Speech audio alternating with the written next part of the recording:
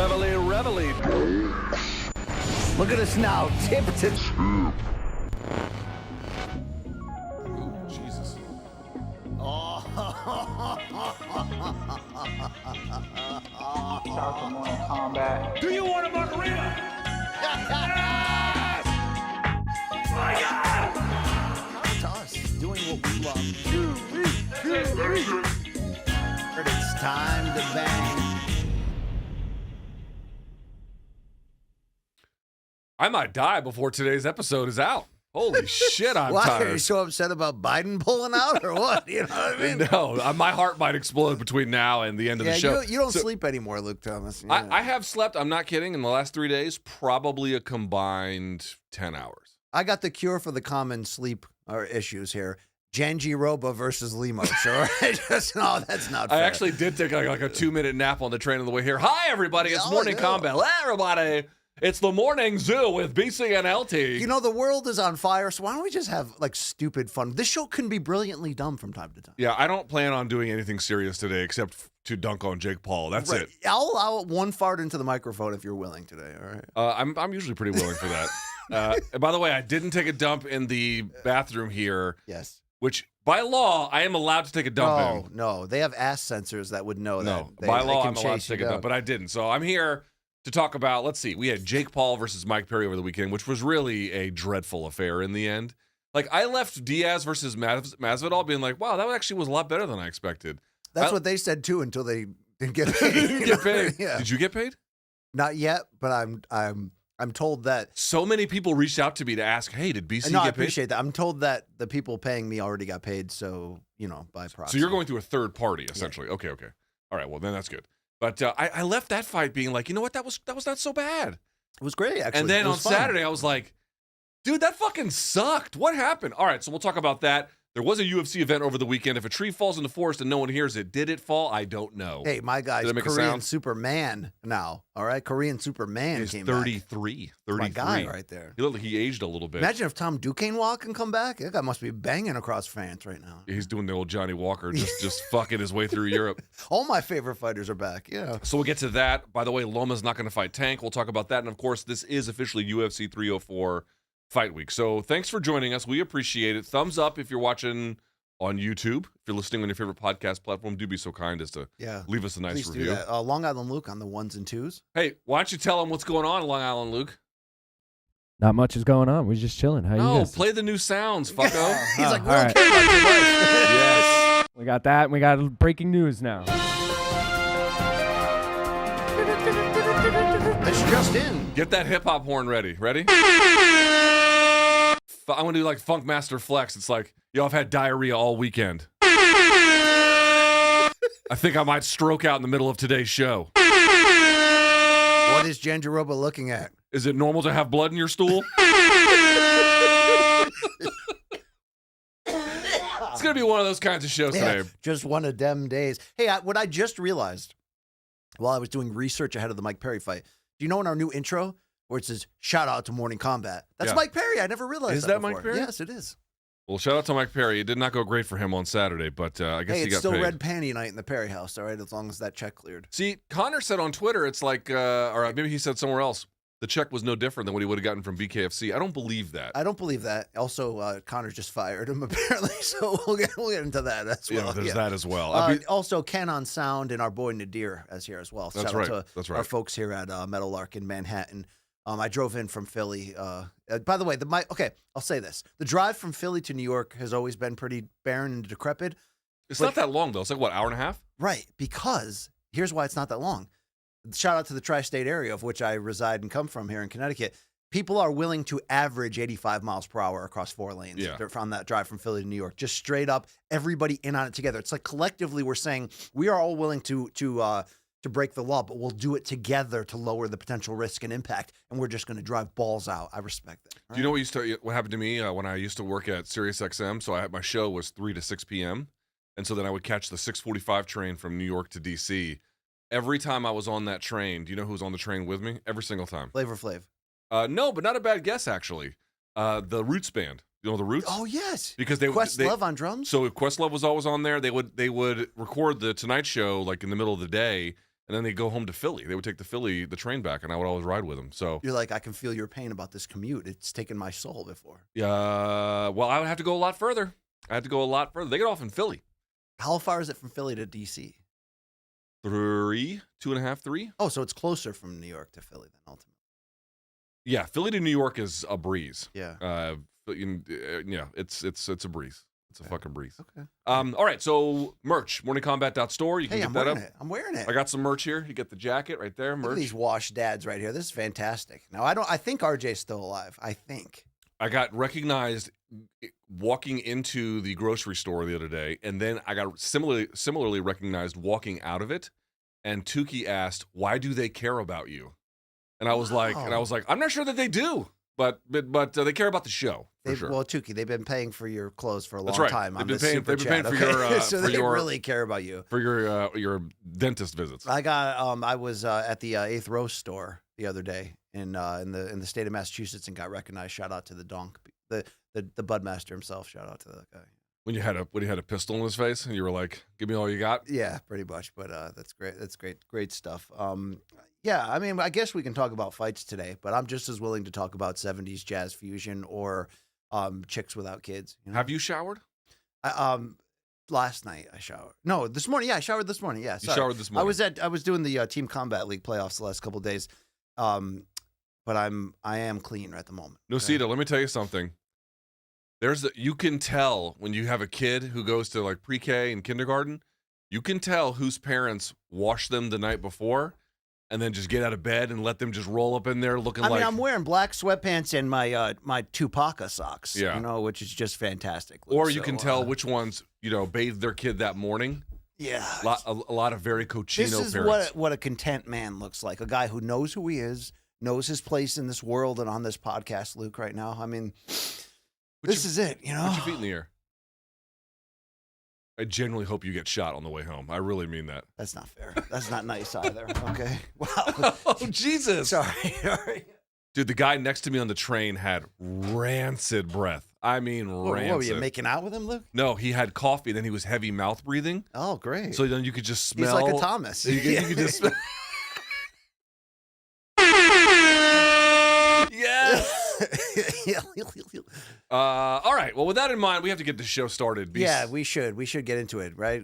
We should get this started. BC, did you watch the Jake Paul fight live? You did, right? I was scoring it for CBS Sports, and we were on HQ together afterwards. So yes.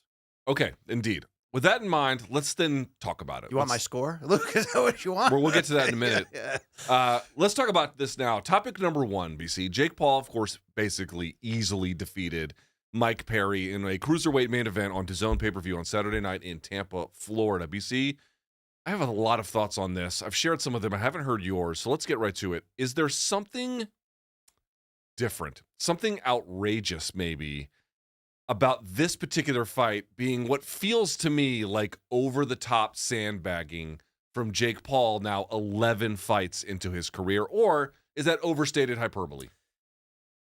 It's kind of a little bit of both. Unfortunately, the problem is that this fight went the worst case scenario across the board. Now, not really the worst case, because at least there were some fun moments. Mike Perry showing an ungodly element of resolve to get up off the canvas twice, to continue to try to make inroads. And Luke, to his credit, there was a brief window there in rounds 3 and 4 where I'm like, hey, maybe Jake Paul's going to gas out. Maybe this is the zombie that won't go away. And maybe we're going to find Jake Paul in a real... Not a close fight. He's been in those before. One against Woodley, one against that he lost, of course, against Tommy Fury there. But maybe this would be what we've been wanting to see Jake meet his match. Not meet his match and lose, maybe meet his match and overcome, but meet his match. Mike Perry, I think, tried his best. But look, the same thing that we said. We were excited this fight got booked because it kind of went against the grain of Jake Paul mopping up on MMA has-beens who have no hands, are past their prime and shouldn't be in there. Mike Perry is at least in his prime. We broke that all down. You know all that. But Luke, it not only was worst case scenario because of the massive size difference. And let's not lie about it. Mike was already boxing over his head at 185 in BKFC. He was able to do it because of that fighting spirit, because of the style in there and the rule set, and he gets right in your grill and he can deal with the bare knuckle hands. He knows what he's doing. They're dangerous weapons. Boxing is different, and I think the size completely worked in Jake's factor.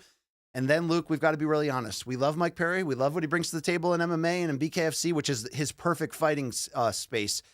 It didn't look in the ring outside of after he got beat up for 2 rounds, and you finally saw him get up and kind of do a little bit of these darting moves, which take a lot of energy to slip a punch and land one. There was a couple of those bright moments, but outside of that, he didn't bring traditional boxing technique to the table at all.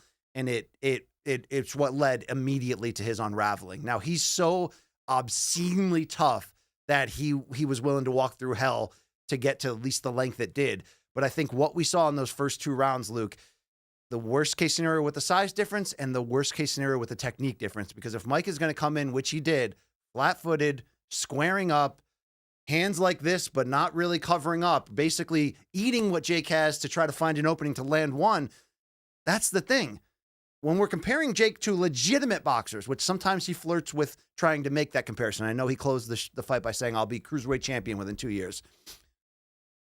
In that lane, I'm not sure. But in this celebrity crossover lane, dude, Jake can fight. He's got technique. He's got skills. You know, he's got enough gas tank and heart.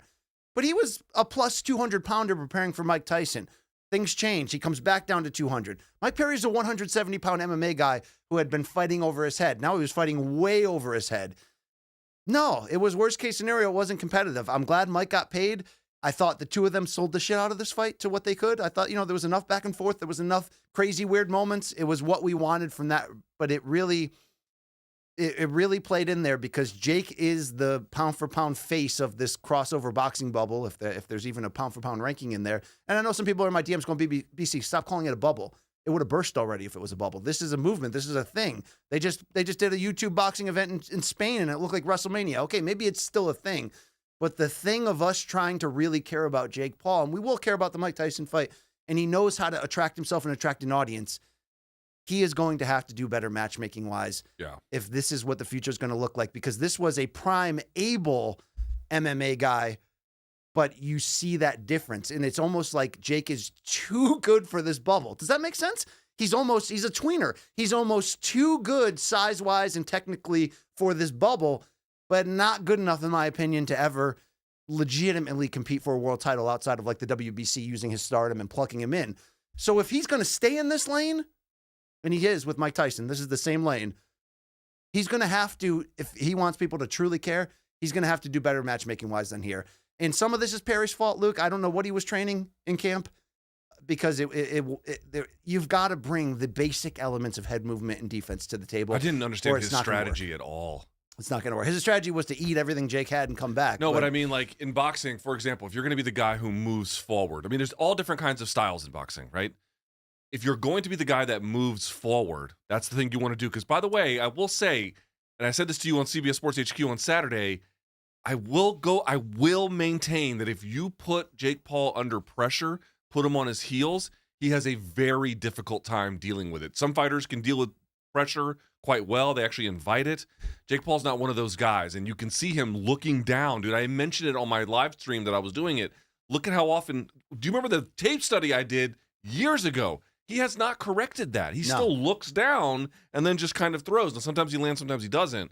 But I didn't understand. If you're going to be the guy that walks forward, you got to do the Isak Cruz bit, and you got to be here or here. Right. There's a window to gas him out. He's a big dude. But Mike was this. Oh, it was nothing went well for Mike. Mike should have tried. The strategy was baffling. Yeah, shouldn't he have tried to be dirtier too? To be very fair, he should have been. There were times he was doing that, but this is what I mean. Like at a bare minimum, if I'm Mike Perry and you're Jake Paul, and I got to get you against the ropes, because once I got you against the ropes, then I can just unload, right, or whatever I'm going to do. If I get behind a shield and I just kind of push in, I'm still going to eat a little bit, but probably a lot less than other things versus zero head movement, squaring up. I just couldn't believe it. And unfortunately, and they did bring it up on the broadcast, rightfully so on the DAZN broadcast, that there wasn't even elements of like using his legs and ducking down and to unload big punches. There was a lot of just flat-footed arm punching. He did some pre-slips. He would slip like this. Right. Once and he then got beat up, there was was those moments where he started to bring some of those elements, and you're like, can he spark a rally? This is interesting. So I don't think this was a debacle, lacking of entertainment, but it fell into that predictable plan far too early. And to your point, Luke, when you come in with no defense and no plan, seemingly, it's not going to work. You got to give Jake that credit. You have to understand what you're fighting here. It's a guy that's going to stack the deck against you. He's going to be younger. He's going to be bigger.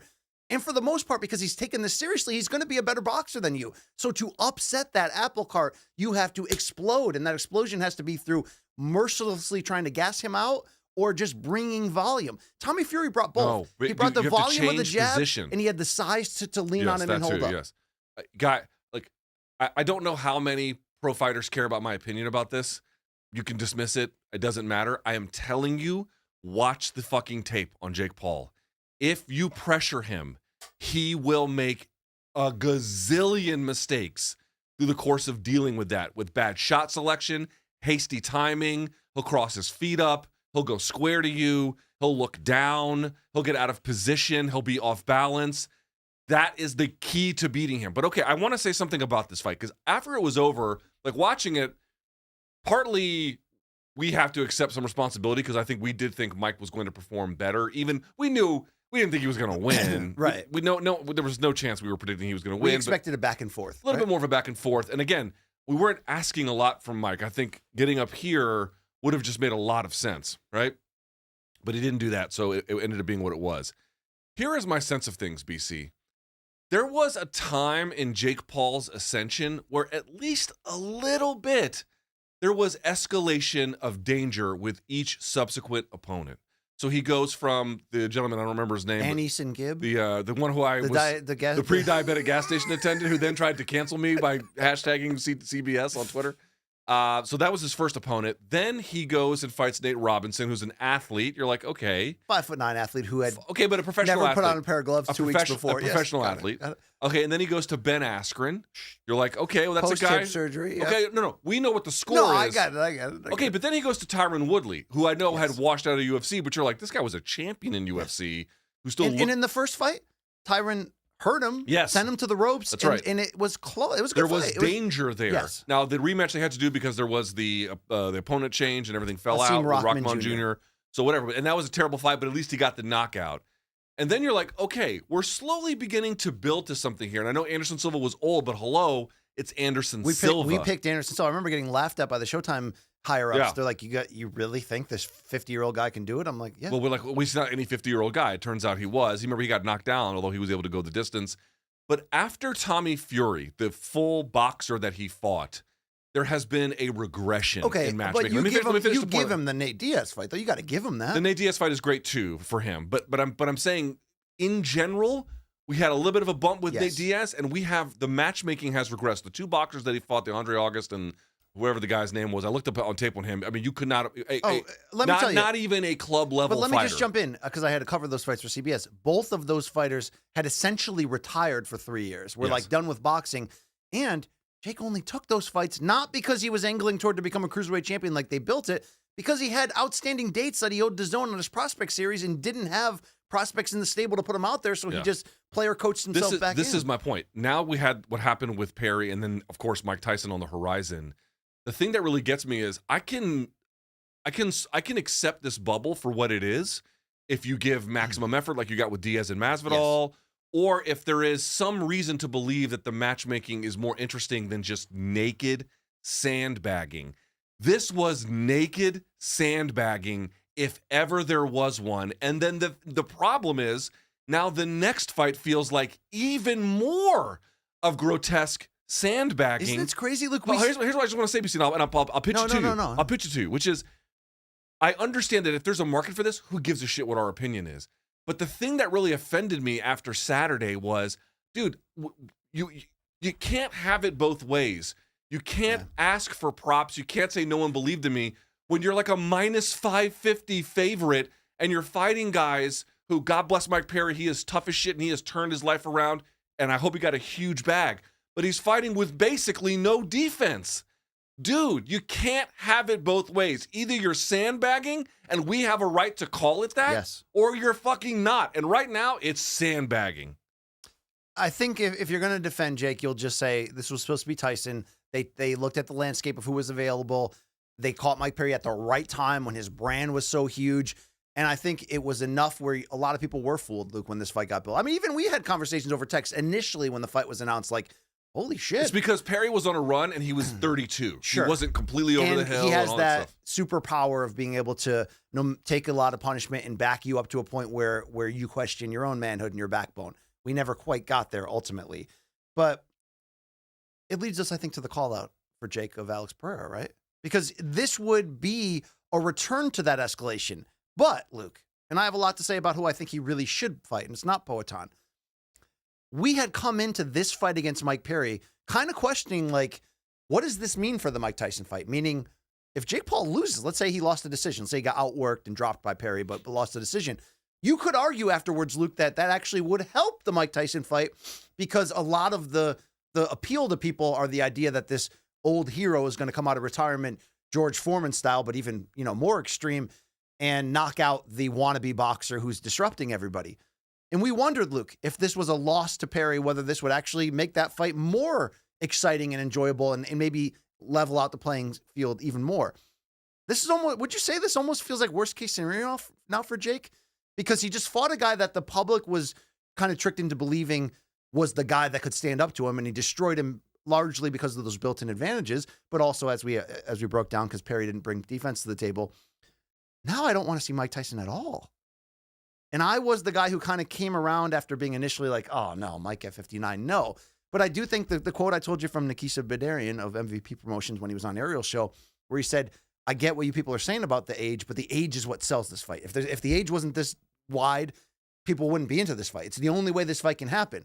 But Luke, I think what we just saw Jake continue to get better in this bubble, in this space of fighting non-boxers, that when you're fighting an old guy who is a great boxer, you're essentially still kind of fighting a non-boxer. I feel like this widens our expectations even more that this Tyson fight won't be worth it and won't go in the right direction. Dude, I have no hope for it now. I have zero. I mean, like, I'm at the point where I'm going to ask none, you if they should end it, if they should just cancel it. Let me be clear. I had none to begin with, but I was excited, and I still am in a different way about the prospect of Netflix being involved in combat sports. Again, it's the world's biggest streamer by a million miles. That prospect alone is exciting. But I'm like, Jesus, this is the initial foray? The king of sandbagging, taking on a 58-year-old guy who had to delay this flight because he had fucking ulcers? What the fuck are we doing? And we're fighting in the two states that have the least amount of regulation, Florida and Texas. Again, what the fuck are we doing? And that fight being delayed, Luke, real quick, is the worst case scenario because it allows more time to examine and look in on whether the fight should be happening. If it was almost a short turnaround, if it was almost like, oh shit, they're actually going to do this, and then they just do it, you would have watched. Now I'm literally asking you, I know they won't cancel it because the money is so insanely large. It's enormous, yes. Should they? Like, is this going to be anything? In response to Nikisa, I understand that age being one of those there's a number of factors that make a fight work, and the puzzle has to all kind of work. Yeah. But if taking on a guy who is closer to collecting Social Security than he is his own 45th birthday, it doesn't work.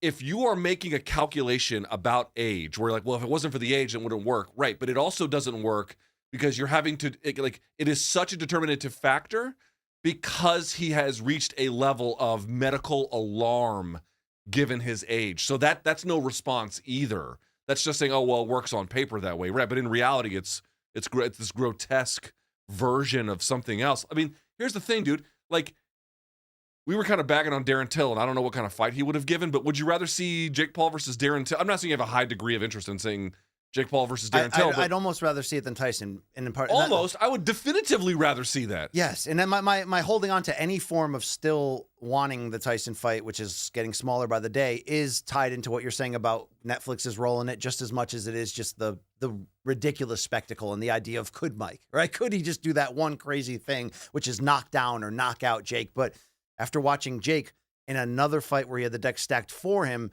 God, I fear for Mike. This is what I mean. There was a while there where Jake was kind of surprising us a little bit. I know I can certainly admit, I think I was a little bit surprised in a few of those matchups. Yeah, fighting 49-year-old Anderson Silva at the time he 47. At the time he did when Silva had just upset Chavez Jr. Perfect. Fine. So there was a little bit of subverting expectations. Okay, very good.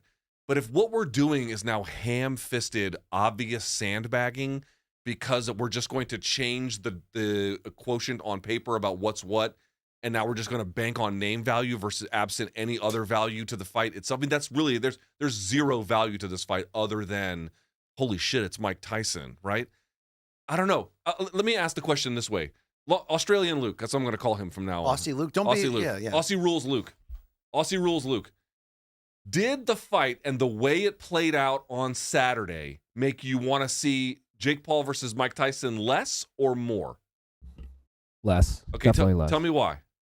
I'm with you. I think him fighting someone like Darren Till is way better. I was never into the Tyson fight to begin with, man. He's way too old. There's no interest there for me, if I'm being honest. But just the heavy-handed nature of the sandbagging this weekend, Yes. It's like, dude, you have to like prove something to us. I don't know is quite the right word, but for this magic trick to have any value, I got the solution to it. You have to kind of up the ante a little bit. Let's talk about upping the ante, because I'm ready to say this, Luke. I'm ready to stand on the business and all that.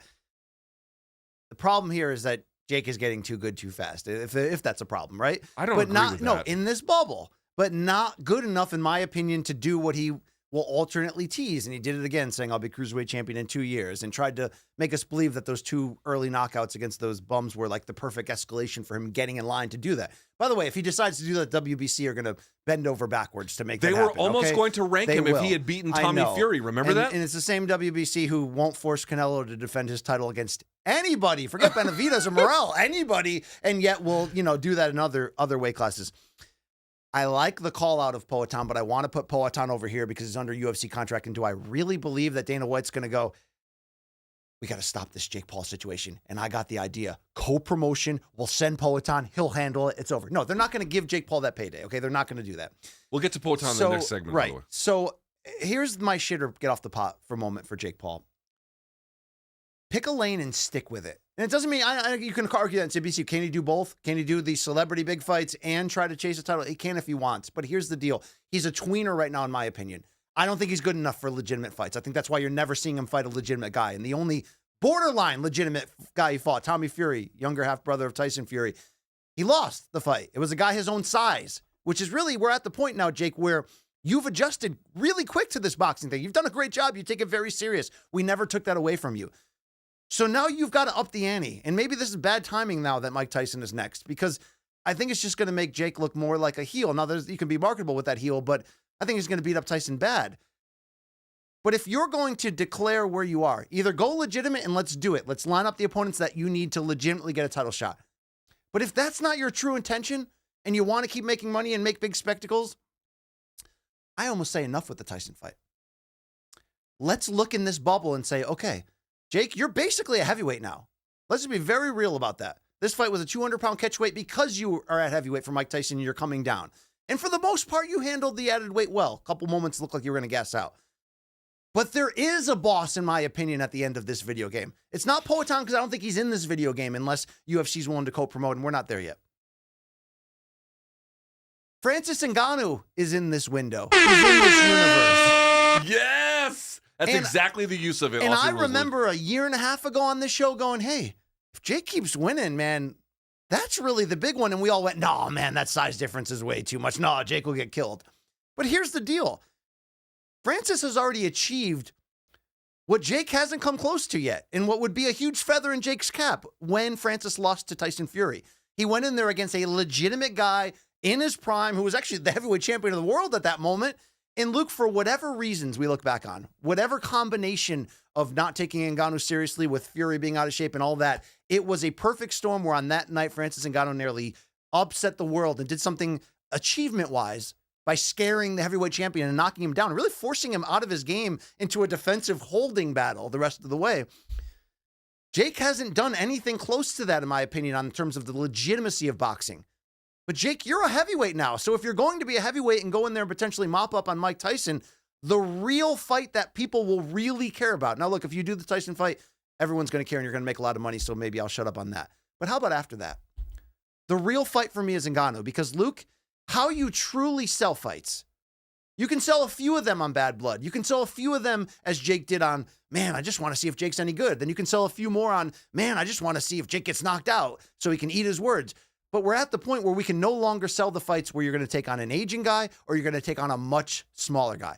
For whatever people think about Jake Paul versus Conor McGregor. He's exhausted his options. And Conor McGregor versus Jake Paul still might be the biggest Super Bowl in this bubble just from cashing the most tickets in pay-per-view buys. But, Luke, that's a physical mismatch. You just saw the Mike Perry version of it. That is a physical mismatch. Francis Ngannou is not. And Francis Ngannou just got sent to hell by a legitimate boxer in Anthony Joshua. And all reports is he's going to get back on the horse and still going to try it. Luke, tell me the downfall here, because if Jake Paul's really that good, you are asking too much, because here's the reality. He's going from Mike Perry, a natural welterweight, to Mike Tyson, a heavyweight, but of course a nearly 60-year-old heavyweight. He would have to have some kind of middle ground, because he's going to be giving up size with Francis Ngannou. He's going to be giving up probably pure power as well. He's going to be giving up reach, and he's going to be giving up height. He'd be giving up all of those factors. You're asking too much from a guy who is sandbagging against people close to collecting Social Security. Do you think the call out of Poatan is the beginning of, because you have to give Jake the credit that strategically he always knows where he is in this universe and always prepares himself. He's always got backup fights ready. I mean, Chavez Jr. just won on the undercard, although he looked awful in terms of he's always got the next guy ready. Like, let's say Mike Tyson fell apart health-wise. Could you sub in Chavez Jr.? You probably could last minute. But you need to be able to challenge yourself. We're at the point now where we need to pay to see Jake challenge himself. Luke, this is the ultimate challenge. So do you think him calling out Poatan is building that bridge of staying bigger and looking and saying, look, I'm going to fight Tyson. I'm going to be 220 or whatever. Let me just stay in this. Is that, in your mind, is that him getting closer to an Ngannou fight, or you just think he wants nothing to do? Because I think he might be a better boxer than Ngannou. I actually love the Poatan call out. I mean, if you're me and my problem is, oh my God, this sandbagging is fucking outrageous, calling out Poatan is the opposite of that. Like, it's the exact opposite of that kind of a thing. And so for that reason, I actually kind of dig it. And I've seen people be like, oh, that's a fucking waste of time because UFC is never going to co-promote. Guys, I'm going to keep saying it. There is zero preventing any possible deal from happening other than executive choice. That's it. They could make that fucking fight, assuming they wanted to, tomorrow. Today they could make it. They could make that fight today if they wanted to. I am not going to indulge corporate, what do you want to call this? Like industry control. Would you as say some kind of legitimate reason fights can't get made? That's a bullshit thing to bring up. There's nothing stopping it other than they wish to exert control over the industry. No one, not you, not me, not the audience watching. Nobody has a responsibility to honor that. Is that the same argument that people on the outside that are getting into boxing that love it, when they hear old boxing heads like me pre-Turkey go, oh, that fight can never be made. I know that'd be the next fight to make, but that fight can never be made. Let's not talk about it. Sometimes you'll see people go, no boxing, shut up. Because if you do talk about it, maybe it can happen, because what's really stopping it is just people that don't want to work together. And to that fact, suddenly Turkey's here and there's more money than we've ever seen and guys are working together.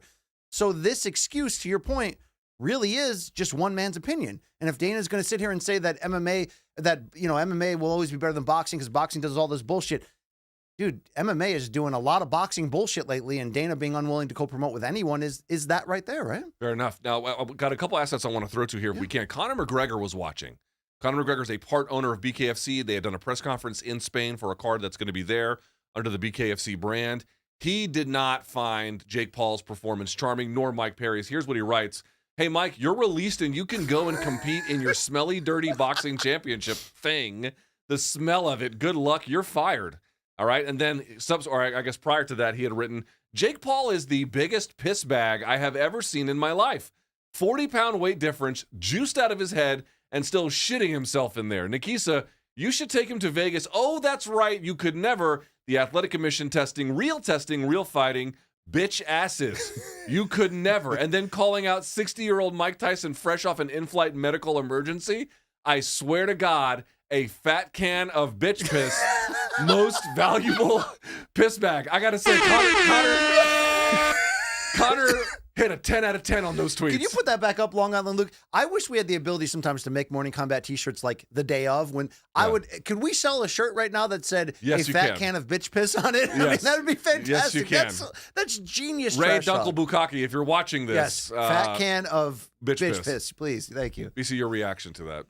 I think a lot of people were really turned off by Saturday. I really mean that. Does he have the authority to fire? No, Mike Perry did have a response at the press conference, correct? He did. I don't have the Mike Perry response. I do have the Jake Paul response if you want to see it. Hold on. Mike Perry's response was ultimately like, he said he's part owner. Does he calling himself He's like, Conor can't fire me because I'm part owner of BKFC. I'm the Yes. same thing as him. Mike's not, right? He's just saying that as the face of it. Right? I was going to reach out to the Cabo brothers. I have not yet. Maybe I'll do that after I mean, the he show. dismissed it, but some of it also is related to Mike Perry randomly launching this dirty boxing promotion, which is supposed to be kind of a hybrid of boxing and BKFC, where With you ground and pound. You wear 5-ounce gloves. There's ground and pound to finish them, and you can lead with elbows if you want.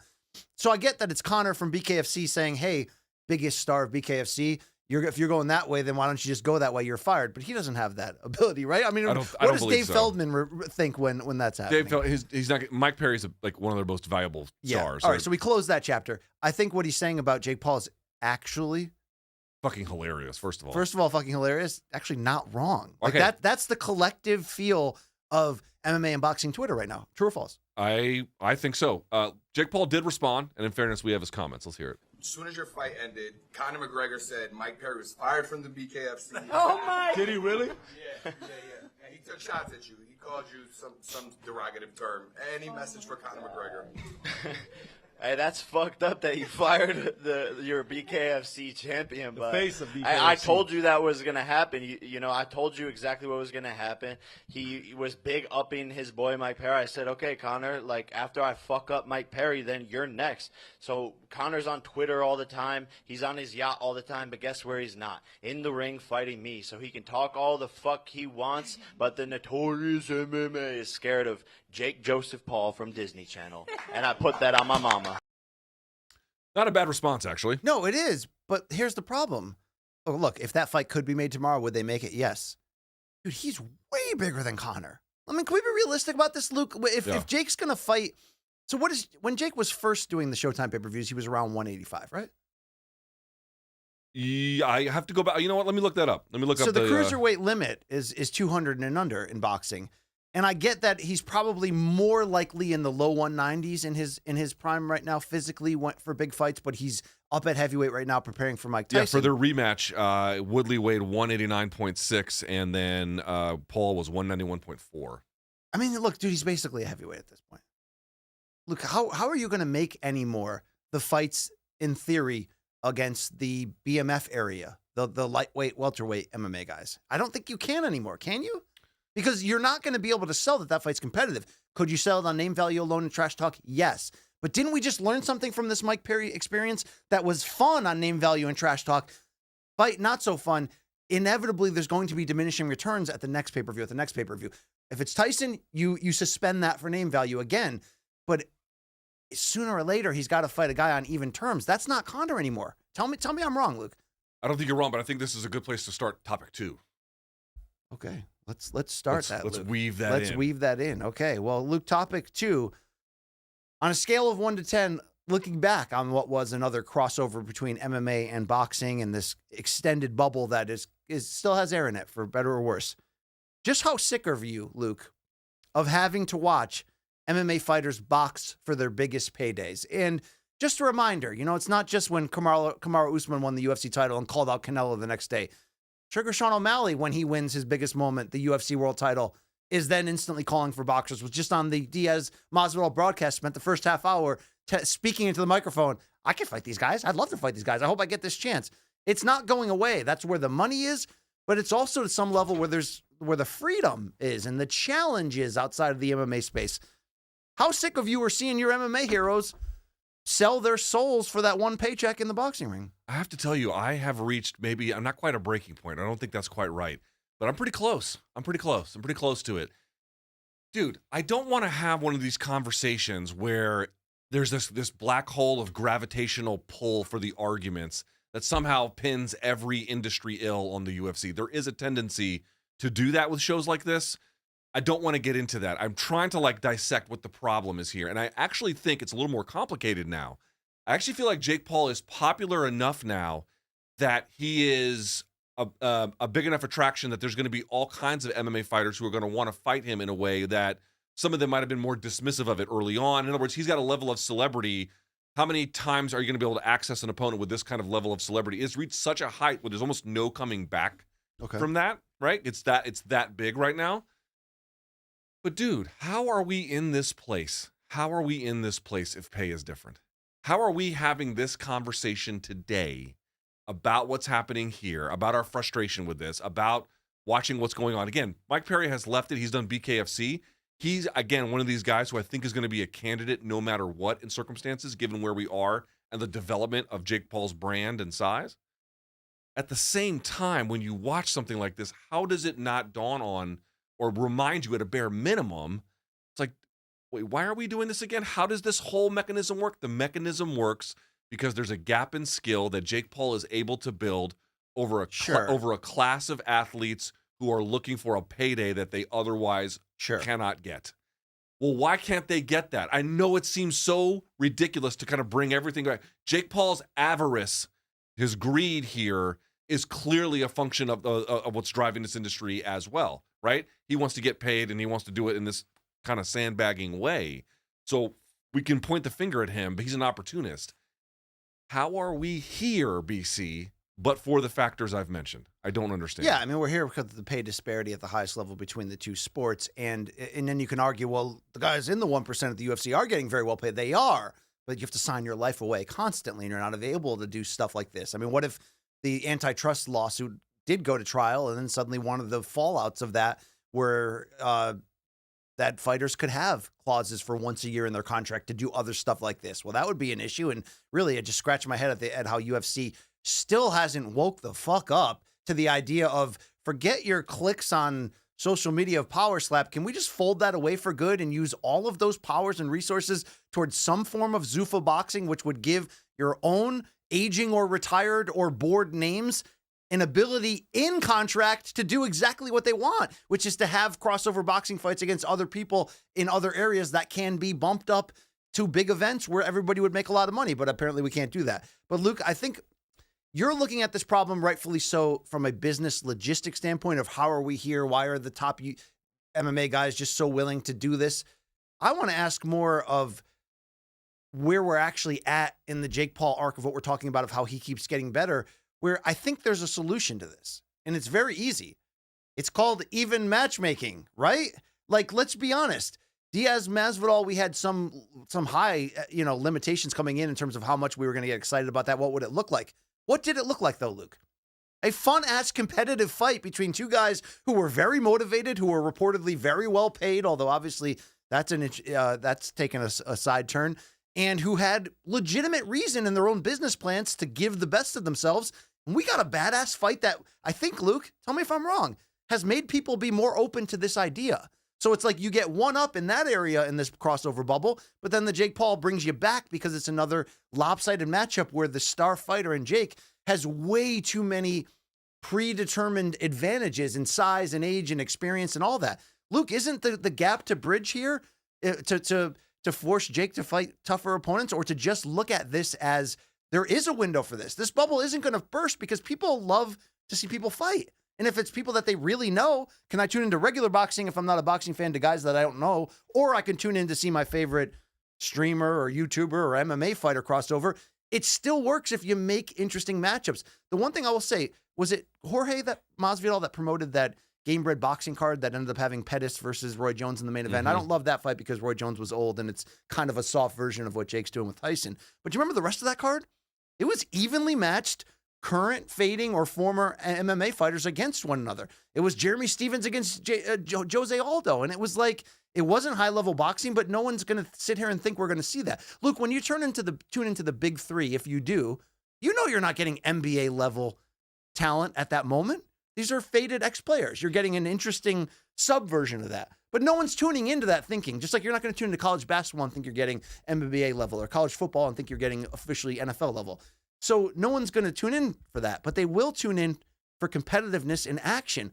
We can give in that, and people can still make money. I just think that people are still looking at this bubble as it's going to burst soon. So how do I keep making the most money? And in a lot of ways, the way to make the most money is to get the biggest names. And a lot of times you've got to fudge that difference between them to try to sell to the public that this is a viable fight, when in reality, it's all tailored toward the A side. In this case, Jake is the biggest A side of them all. But I think you keep this bubble going alive if you just are a little bit smarter and force some people to take more chances in the matchmaking. I will say this. I kind of want to get into this conversation about Poatan, because that's really where I think an interesting place is headed. I mean, I'll say one thing in defense of Jake here, which is people are like, oh, it's so disingenuous to call out Poatan and then you end up fighting Mike Tyson. But it's not like he's been given the option to fight Poatan. It's not like he's ducking him and then going to Mike Tyson. Yeah. He's going to what the available options are. The available options are Mike Perry. The available options are, at least on the non-boxing, pure boxing side, which is a whole other conversation. But in this lane, if you close off those places, you can't accuse him of not accepting fights that they're not giving him access to. So that's one part of the matchmaking that I think should be understood here. But it's actually why I like the Pereira call-out, PC. I actually kind of like this one. First of all, yes, there would be an age gap. Okay, fair enough. But we're talking about what doesn't seem like... No, Poatan's still in some form of a fighting prime. So there's no argument there. Is huge, gigantic, tons of experience with the big gloves, the whole 9 yards. Obviously in kickboxing, but still with that. Like, that is actually a pretty intriguing fight. Could you imagine himself handling, Poatan in there? Yes, you could, which is why I don't think it would be wrong if he did the same thing to John Jones. If John Jones goes out there and beats Stipe like we think he should, shouldn't Jake Paul get on the microphone and be like, because those are the type of challenges where I think the combination of size and the experience, is John Jones great with his hands? No, not on the level of everything else in his game.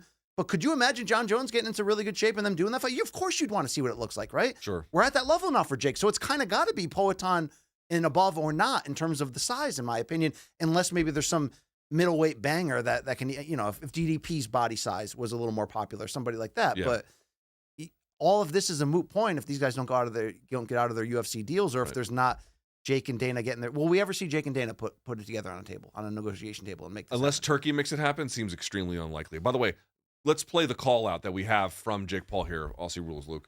I'm going to go home, prepare for that. And Alex Pereira, you said you want to box. I'm the king of this. Come over. We can make it happen. I want you, Alex Pereira. You want the UFC light heavyweight champion, Alex Pereira? Indeed. I just beat a BKFC champion. I beat multiple UFC champions, and he said he wants to box. So, Alex Pereira, after Mike Tyson, let's make it happen. I got to tell you, of all the available fights, Perry, Tyson, or Poatan is like obviously the one you would want. Okay, here's what I'm going to say. Quite obviously. I just kind of mentioned like, hey, will Jake and Dana ever get together? But I think Jake's a different scenario compared to others because he's been very villainized against Dana. He's purposely gone after Dana. But didn't Dana just support Jorge in fighting Nate, right? They seem to make a cut from it.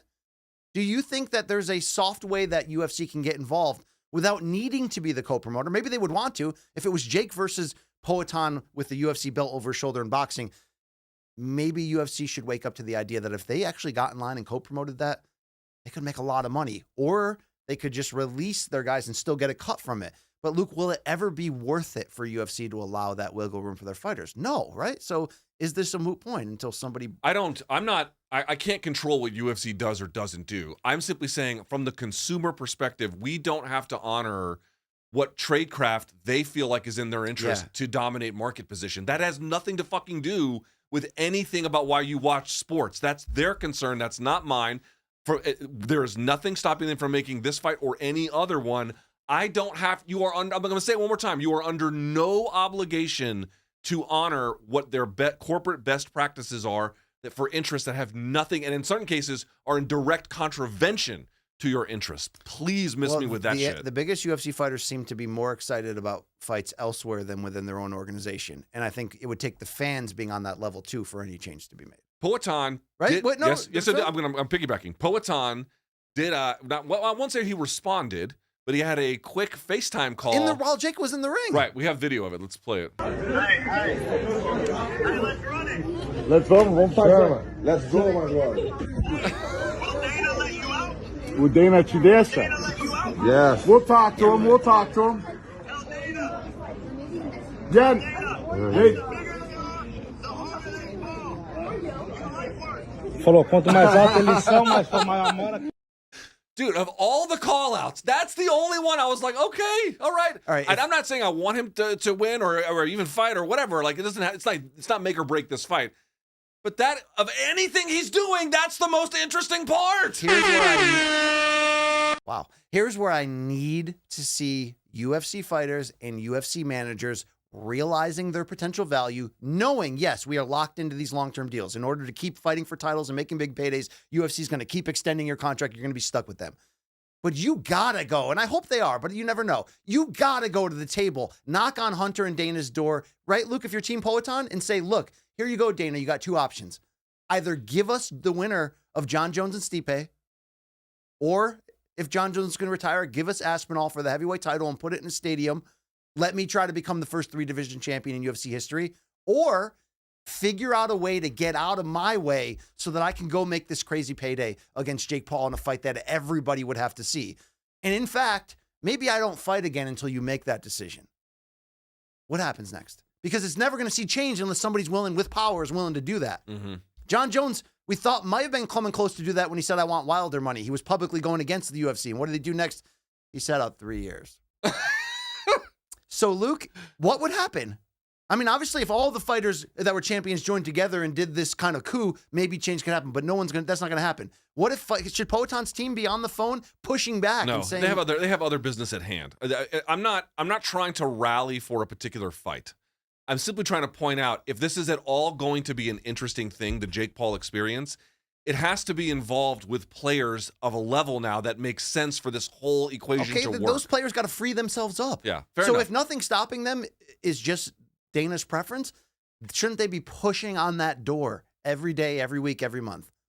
Because if you become a pariah to them, I mean, they can freeze you, but if you're the champion, then, I mean, no one wants to become Randy Couture. Yeah. No one wants to have Randy Couture Couture not show up on their podcast. We'll talk about this later. Poetan is arguably in some of the biggest fights you can make in MMA. Like, he doesn't have the strongest incentive at this place.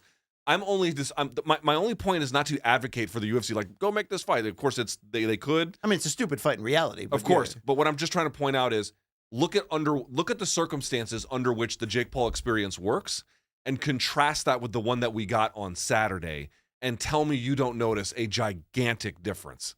And it's not just star power either. There's so much more to making that work. That's my only point, BC. I'm with you on that. We're not too far away. I wouldn't say we're in lock jaw, but we're lockstep. You know what I mean?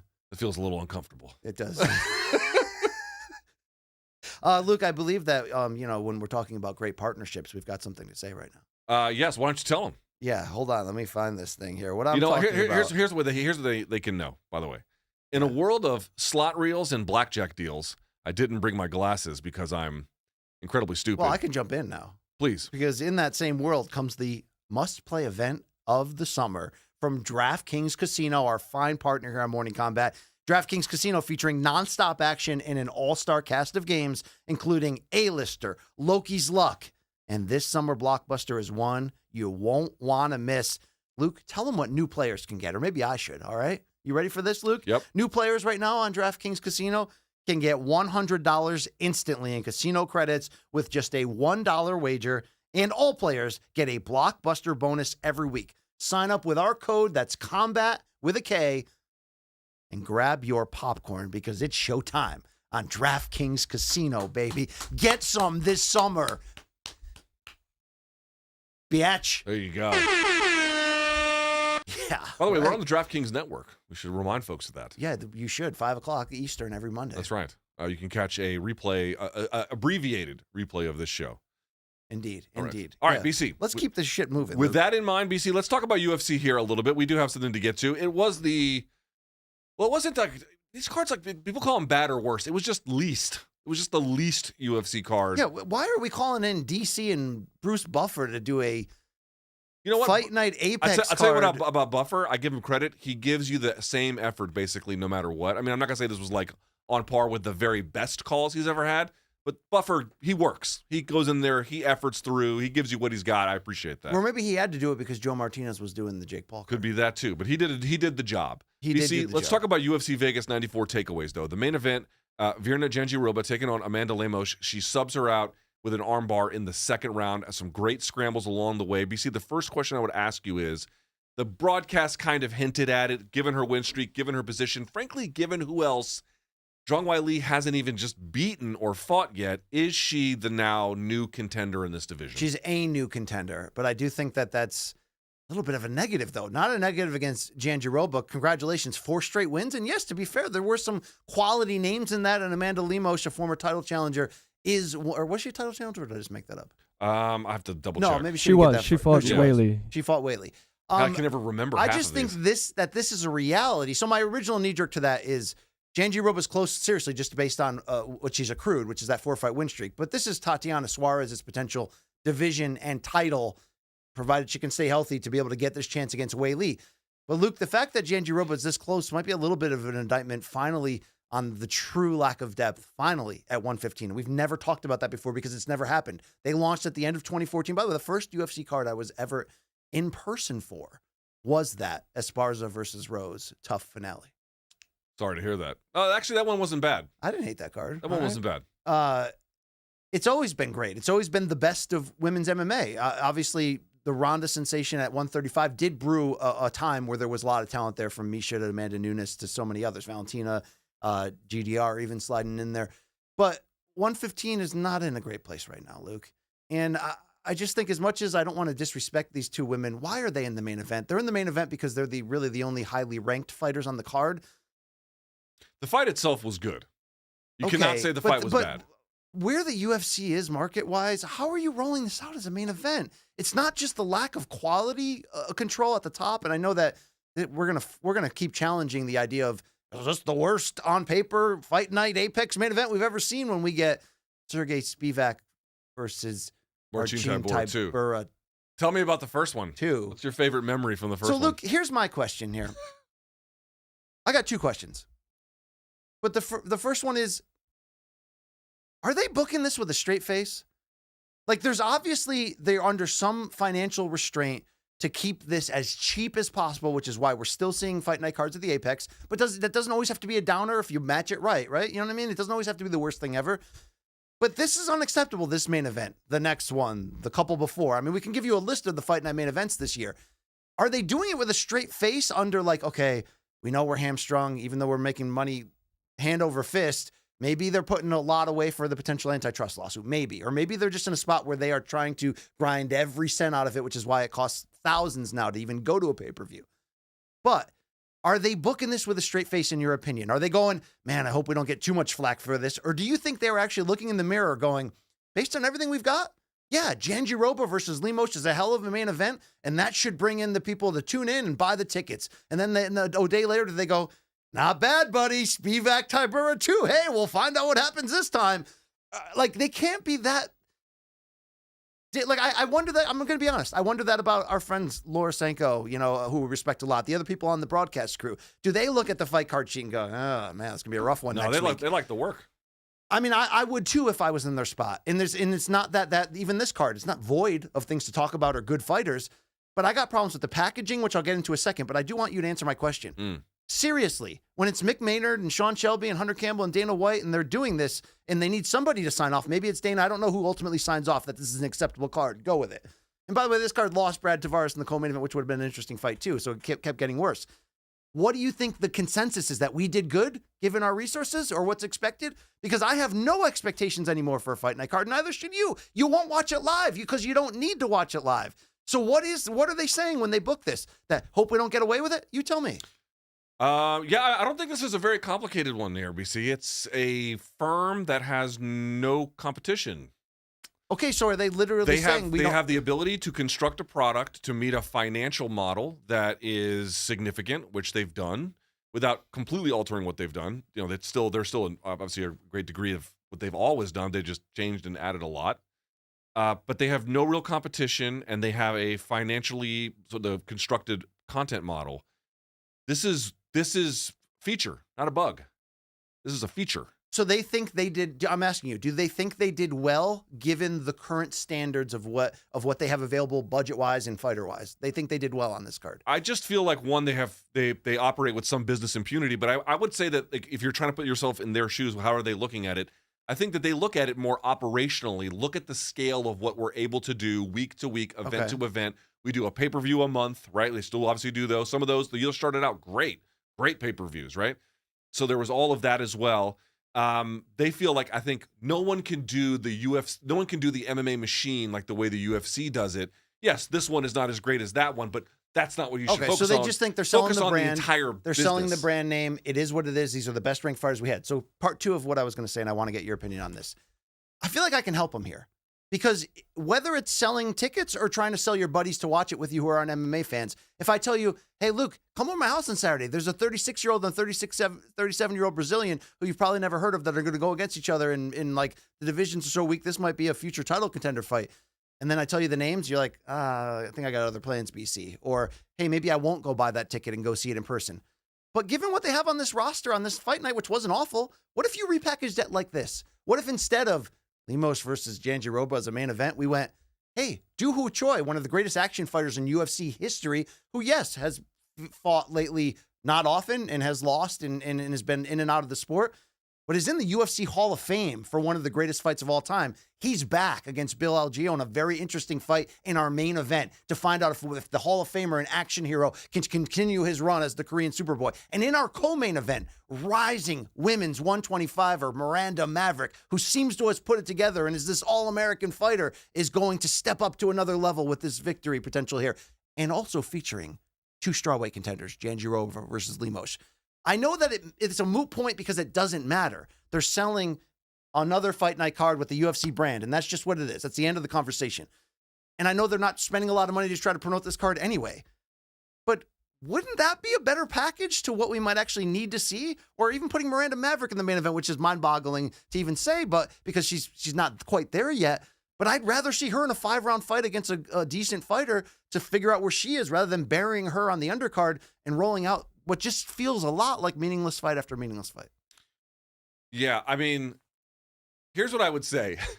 Once you realize that, like, there is this kind of belief in the industry that the only people who have ever been capable of successfully promoting MMA is the UFC. Like, basically everyone else tried and simply wasn't good enough. It was a complete contest and only one person or one entity won. And of course, there's no denying they are very good at what they do. That's really not up for issue. The point I would like to make is, like, you know, in the 1940s, two nations at the same time basically figured out how to do play with atoms to do gigantic, you know, the most difficult things imaginable, and they happened concurrently at the same time on opposite ends of the earth. And yet people think that there's only one company who could ever successfully promote MMA. If you have that kind of a belief, BC, why do they need to repackage their product to appeal to the sensibilities you're talking about? They're playing with house money here, just in terms of the way in which people conceive of them in the industry. I get it. You're still hitting me with these macro responses. Long Island Luke, am I sense? an old whining bitch, or am I onto something here? I think you're onto something. You're also a bitch. I mean, there's definitely. I mean, you do a podcast every week, the Main Card Mile High Minute, in which, you know, you and the cast of MMA and MK castoffs who we love show up, and people are getting high. It's great. So you have to watch these fights. I mean, does it matter to you, or are you part of that machine who says, look, dude, I don't give a fuck. I love getting high on Saturdays and watching fights, and the UFC brand still matters to me, so that's why I'm here. I got to be honest. I am that person. I'm part of the machine. I'll watch any MMA card. Okay, then I'm just a bitch who has a microphone in front of me. Yeah, apparently. you are being a hoe. I mean, the fight was good. I mean, can we just talk about that for a second? The fight was, I mean, it wasn't amazing or anything, but it was, I will say that, like, the only thing about the fight that was not that great is the scrambles were great. Obviously, you know, there was a reversals of position and then the knee bar and then the work from the back. That part was good. I'm not going to be a hater. So, no, that part was great. I mean, there was certainly some value there. The only thing is, like, unless Zhang Weili has really sort of collapsed and we don't know that yet, it's hard to see exactly Jandiroba winning, which I'm not saying impossible, but it's not super convincing. The win streak is nice. She's quite skillful, but, you know, the physical beast and the scrambling ability of Zhang Weili just kind of makes you feel like, well, unless that's really dropped off, it's not going to be there yet. But I will say, you know, it's nice to have the contender queue continuing to move here. It's just, it feels like a women's MMA right now. Like, who is grabbing the game by the scruff of the neck? Could be Suarez, but I kind of need more updates from the UFC. Are we making? Is she healthy? Are we making? This just felt like she's compiled her way to a nice record to get a potentially deserved option here, and there's a chance she could win. It just all feels a little ordinary, I guess is the way to put that. Which is, again, why my argument of it never should have been a main event. It's a fine fight to determine placement in here, but Ben Folks has said it best. There's fights that are main events, and then there's cards where just one fight goes last, and that's kind of what you got. That is. That's why, to me, if you said, BC, what did you take away from this fight card, or what was the biggest story? What did Dooho Choi? Can we talk about that, Luke? So the Korean Superboy comes back.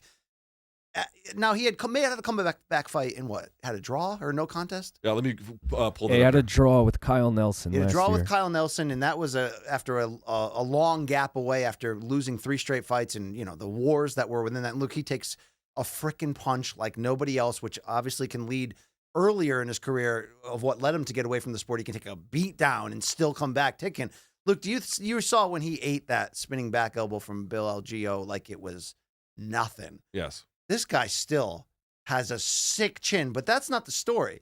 And neither completely is him getting the win. To me, the story was he went back to the drawing board. Yes. And he brought in his longtime mentor, the Korean zombie, Chan Sung Jung, who's now his head coach and was, rightfully smiling like the proud dad. I mean, he kind of looked like Glover in this great relationship with Poatan in that regard. To me, it was that he took that much time away and has figured out not how to be less exciting, but how to potentially have an enduring career, which is go to the areas where he never did have a big impact on the ground and create a new potential lane for him. And I'm not saying that this win suddenly makes him, ready for a title shot or anything, but I think there's health to his career again. And considering how exciting he is all the time, and he's very marketable, potentially too, if he can really put it together. Look, it was great to see somebody who I'd kind of written off and said, okay, he was like a Bo Jackson, not to that level, but just exploded and was great in this moment of this fun action fighter with bright potential, and then he was gone. He's back again, and he might be back in a big way. I was really happy to see it. I completely agree. I thought the story here was we've been talking about certain fighters having wild situations, Johnny Walker, Yuri Prochazka, wild sort of demeanors, and how do you change them without changing too much of who they are, right? You can either go super defensive and then they're not really themselves anymore, or you don't make much of a change at all and then you're not really fixing any kind of a problem. What was interesting here about Doo Ho Choi to me was that he still was slugging it out at times. You saw that. You saw him rely on his chin a little bit. But BC, he had defense this time. Yeah. Now, it wasn't sophisticated defense. He wasn't doing, Boots Ennis stuff. But getting back to sort of the Mike Perry defensive question against Jake Paul, he was doing this. And that didn't keep him safe all the time, but it gave him a little bit more patience. It gave him a little bit more time. It gave him a little bit more longevity in the fight. Not everything was tooth or nail, feast or famine. It was a better performance in that way. Those 2 left hooks that ultimately closed the show. I hope Bill Algeo is okay. I don't know. We'll see. Dude, those were some big time. But I completely agree. He didn't change completely who he is. He still will brawl time to time. He still will slug it out. He's still exciting. But just a little bit of defense. Oh, my God. It but it visibly, BC, it visibly improves his chances and how much he can contribute to a fight beyond just, craziness all the time. I have breaking news in boxing that you're Hey, we got the news alert. Oh, here we go. Michael Benson, who on Twitter gets all the news compiled, Luke, and aggregates it. He is an aggregator. Is sharing a tweet from WBA President Gilberto Mendoza. Now, a reminder, Luke, the 4 sanctioning bodies, the major ones that we deal with in boxing, they all suck, but some have worse reputations. I'd say the WBA is the worst because they make the most amount of bastardized titles for no reason to just keep cashing money. Gilberto Mendoza on social media said that after Jake Paul beat Mike Perry and Julio Cesar Chavez Jr. limped to that, avoided gassing out enough to lose a close fight to Uriah Hall. I'll give Uriah Hall credit, by the way. He didn't fight bad. He actually made me want to see him again if he has to. Gilberto says, here's the tweet, "I am not against a Jake Paul versus Chavez Jr. for a championship." Get the fuck out of here. Get out. I hate this side of boxing so much. Let's say this very, very explicitly. Of any entity you could point to, like who's really the worst entity in boxing? Is it the promoters? Is it the managers? Is it the fighters themselves? Is it somebody else? Is it PR? Is it the sanctioning bodies? Is it the television networks? Let's be explicit. It's the sanctioning bodies. They are the worst operators in the industry, and for a very specific reason. They're the only ones whose entire existence is premised on doing sport things for sport reasons. Orderliness, playing by the book, making sure you're taking care of the sport for no other reason, not size of the sport, but the integrity of it. and they absolutely abuse that responsibility. Yet collectively, we all see through them, but just accept it as it is, that these are the 4 sanctioning bodies that matter, and put out the 4 recognized titles, even though they're constantly pulling bullshit. IBF and WBO, not so much. They tend to follow their own rules. You can certainly find loopholes in there, and have all 4 sanctioning bodies been linked with either the proven fact or the suspicion of promoters constantly paying them to get their fighters ranked? Yes. That's why some fighters are ranked only in one organization and none of the others. And that's why whenever there's a mandatory title, it tends to come against a guy you've never heard of from some random country who hasn't fought anybody. So that's already the baseline corruption that we sort of all deal with in here. But then you add into what the WBA does with having not just a champion in every division, sometimes 3 to 4 when you consider the regular champion, but no, not the super champion. But then we have an interim champion for no reason because nobody's hurt. But then we also are going to do a vacant interim 4th regular transparent championship. And then you got the WBC, who doesn't make anybody. They create super champions so that their stars don't have to do mandatories. How the fuck that the WBC can allow Canelo right now? And by the way, in other areas, WBC trying to force Williams Zepeda and Shakur Stevenson to fight for the title. But yet in super middleweights, no, Canelo's the super champion. He doesn't have to do what we want. We don't have to make him fight Benavidez at all. Why is that happening, Luke? Very simple answer. Well, you are grumpy today. Simple answer. I'm standing on my business, okay?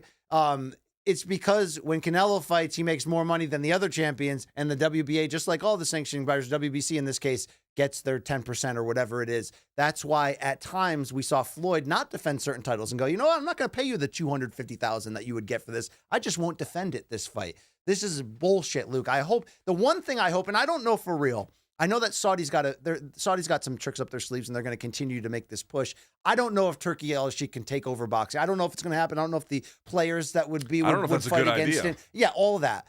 But if there's some element in whatever he's going to do that silences the greed of the sanctioning bodies under the auspices that, hey, you don't have to be dirtbag greedy anymore because we're all going to make a lot of money moving forward now that we're going to bring some level of organization and the best are going to fight the best. Whether it works or not, I don't know. But I hope that that's the hope. Because remember that speech don't forget that speech Turkey gave on Ariel's show when he said, wouldn't that be a shame, IBF, if me and all my friends who happen to be all the famous fighters in this sport decide to not fight for your title anymore. I just hope, Luke. Yeah, I don't know if I want religious monarchies bullying or sanctioning bodies. It's like choosing in elections of who's the worst one here that I won't vote for. I don't know if that this is in any way a superior. Yeah, but that's bullshit, man. I hate boxing sometimes. I don't want to take away from this great fight night card. Are there any other fighters that you want to spotlight here from the Apex? There were some other decent performances. To me, the big winners: Virna Jandiroba and Amanda Lemos putting on a very good scrap, and then to me, Do Ho Choi. Again, he is a flawed fighter, but he's an exciting fighter and an improved one. That should be the storyline. Miranda Maverick's coming on now. It was a fine fight. It was not very action packed. It was a lot of positional ground battles. It was a good performance from Maverick.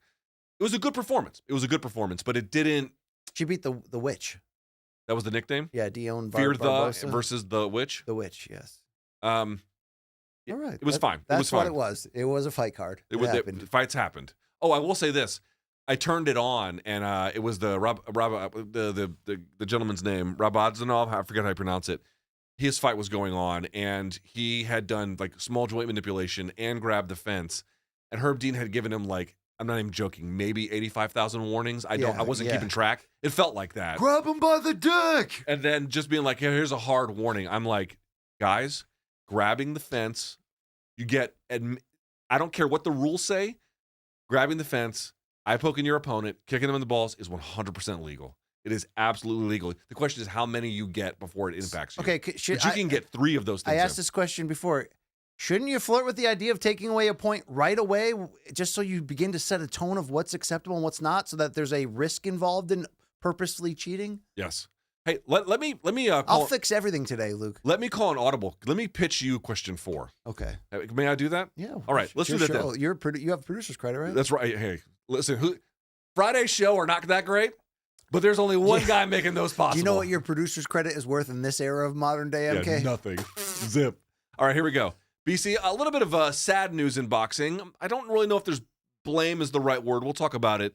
But Vasiliy Lomachenko, it turns out, is not interested in fighting Tank Davis. But despite reports that the negotiations were going smoothly, it was a fight that was going to happen potentially in October, it has gone up in smoke. after his manager had revealed he just wants to take the rest of the year off. So, BC, given the choice, what is the best available fight that Tank Davis can have? Matchmake. What is it? I've got 3 that I think are great. Do we have a tweet to throw to? Because I think it's related to what I want to say. Let me double check. We go ahead. Here we and go. start. It's up there. This is from Coach Kenny Ellis, who is the Yes, assistant trainer of Tank Davis, and by the way, tweets a lot of puts a lot of truth on social media. It says if Lomachenko can't get motivated by getting a chance at being the face of boxing, his team needs to hang his gloves to where he can never reach them again. He's done. I want to say, Luke, that I don't think we actually know yet the full motive of Lomachenko. I believe that he didn't want to fight right now, and that's the point, that he felt he decided that he needed some time off. There has been some rumblings of people saying, is this a contractual move by him or a negotiation move by him? Maybe he wasn't getting the offer that he felt he deserved, so he's basically saying, we'll just walk away. It could be that, Luke. It very well could be that, okay? But you asked me what should be next for Tank.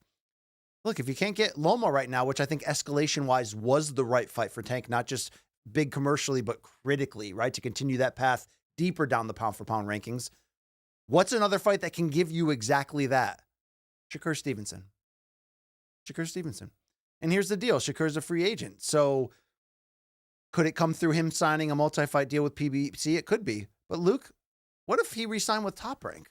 I wonder if you can make it right now where we are in these boxing streets. Can you make a crossover fight between the two of them? Because you could say, oh, Shakur's boring and he just went through hell on Twitter, and he did, but he started a lot of those fires. I think his star actually got a little bit bigger from this through all the negativity, because you can argue there's no such thing as bad press. I think this is the fight right now, because I think they're close enough in weight right now too. Let me just say one fight I don't want to see. I don't want to see Tank versus Kambosos. No, dude, that should not even be in the conversation. I'm not saying that it is. I'm just declaring, like, of all the available fights, okay, I don't have any interest in that one. What if Pitbull beats Valenzuela? So I was going to say, let me give you my list of what I think the best available fights are for Tank Davis. So obviously he's coming off the Frank Martin win. A few directions you could go. Shakur Stevenson seems like a no-brainer, best one available. Devin Haney's sitting out. Because it would make a statement of people who are saying that you're not fighting guys who can actually potentially beat you, like top guys, right? So there's that. I don't think it'll happen, but I would love a risky 140 fight with Teofimo Lopez. I think is a fight you can absolutely do. I don't think it's happening. Okay, fair enough. You could do Isak Cruz rematch. Now, that was a decision the first time, and Isak Cruz walked him down the entire time. He got outboxed, but that was a difficult fight for Tank. Rolly. And he battered the shit out of Rolly Ramirez. At 140, by the way. That's another one you could go. I don't know how likely these are. You could go the Dennis Berinchik route. I don't think that was necessarily something anyone would want. The Keyshawn Davis one is a little bit interesting to me. Doesn't it feel too early in terms of both where Keyshawn's star could eventually be? It is absolutely too early, but if you look at the rankings, Keyshawn Davis is ahead in most places of Frank Martin. It would almost be quite literally a rankings escalation if you actually think about it that way. Again, that would not be my number one preference, but I think it's a direction you could go. The argument against me in saying Shakur, you could easily say is, you could push the argument of has Shakur damaged his brand more than helped it with everything that's gone on. And you could say, well, look, if with the danger of what Shakur brings, why would you risk that when you could fight these other guys? I mean, look, if Pitbull Cruz beats Valenzuela, his star's rising very quick in terms of Mexico adopting him and following him and putting money behind him, that maybe, Pitbull's a bigger commercial fight. But I think that it's time for Tank right now to take one of these challenges. And look, a lot of people think he's going to blow away Shakur, and Tank says that himself. So if that's the case, then make the fight, because what you were going to get most from the Lomachenko fight was that critical viability. Even with Lomachenko being old, and even with people saying this fight should happen 3 years ago, which I've seen a lot on boxing Twitter too. Look, Lomachenko's still to some element that dude, and you would still solve a certain question that we need to see. And imagine if he stopped him, by the way, that'd be wild. But Luke, to me, Shakur is that, because I wonder if this actually is the best time to fight Shakur if you're Tank. Because I still think Shakur hasn't figured out how to put his greatness together to be entertaining and also elevate himself. I think the reason why I'm going to lean on picking him, and the reason why I support him in a lot of these arguments, is I think he's the real deal. Because I think when the rubber meets the road and it's fight night, he's not going to care about entertaining you, but he's going to get that W. Floyd had that in him too, right? And it's a special act. But I think eventually Shakur is going to figure out how to lead that to more offense, and even in tough challenges, chase people down and do that. I think right now, if you're Tank, it might be the perfect time, and I hope he does that, Luke. I think it's. Do you think that fight sells? Yeah, I think it sells a shit ton. Because you get those Shakur people Stevenson has built up a lot of resentment with people. He has his own resentment. I mean, he's out there beefing with Cam and Mace.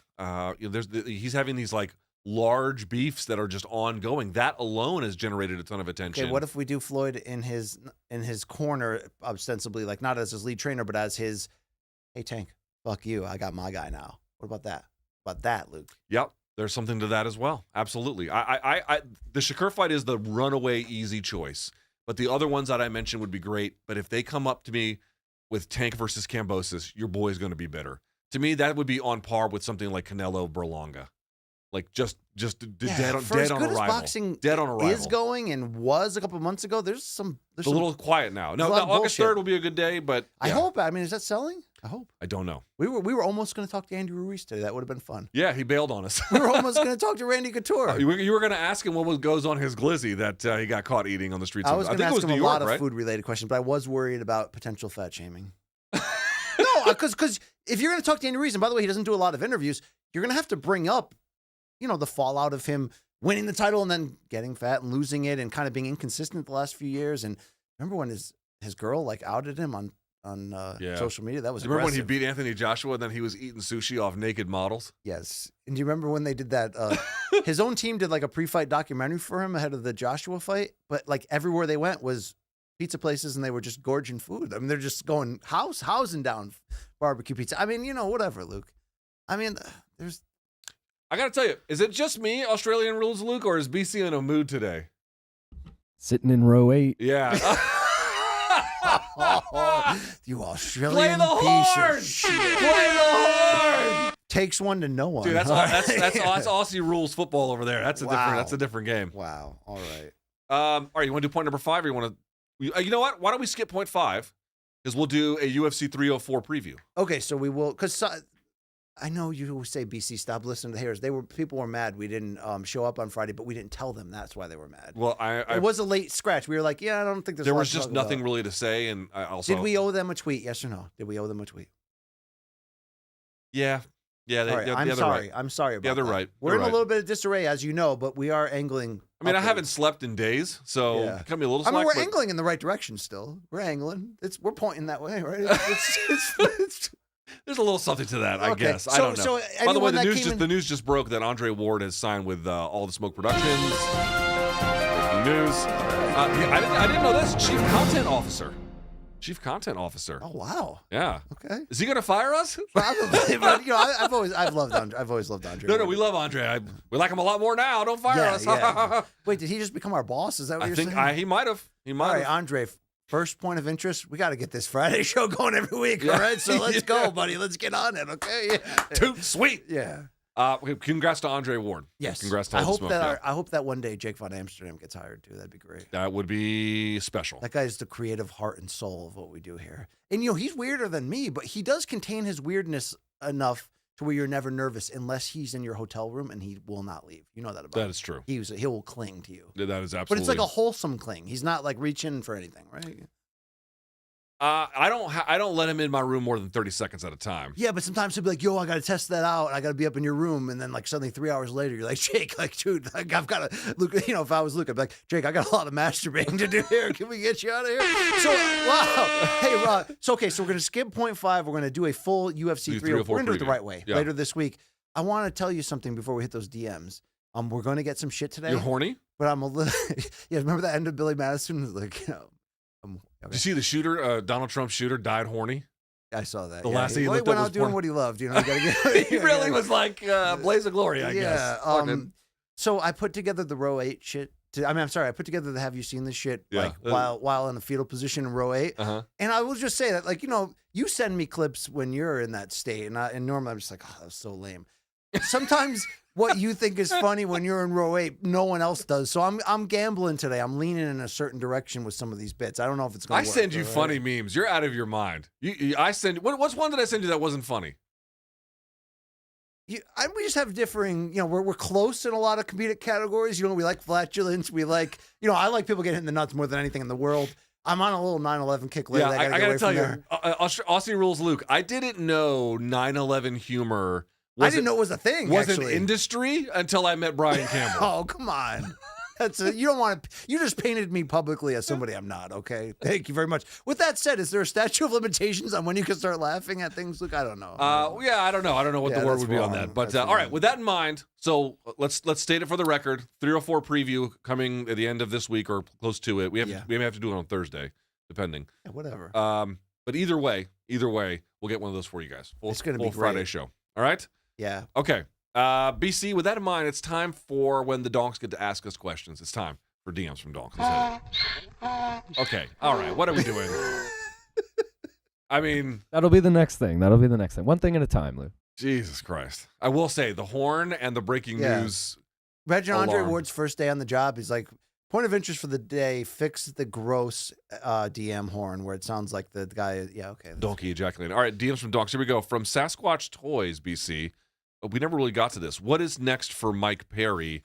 Conor maybe in BKFC. I doubt Conor fights him under any circumstance at this point. I mean, this is the problem. That's the fight to make now for BKFC and that storyline of they already went face to face in a BKFC ring. It led to Conor becoming part owner of the company. I do question, Luke, whether that was received well behind the scenes from Dave Feldman and company when Conor's just going rogue and like, you're fired. But it kind of does play to the idea of that's the next fight to make. But Conor is claiming publicly that he has 2 fights left on his UFC deal, and that as soon as that's done, he's like, I've seen him talk trash at certain other combat athletes and be like, well, I've got 2 fights left, and then I'm available.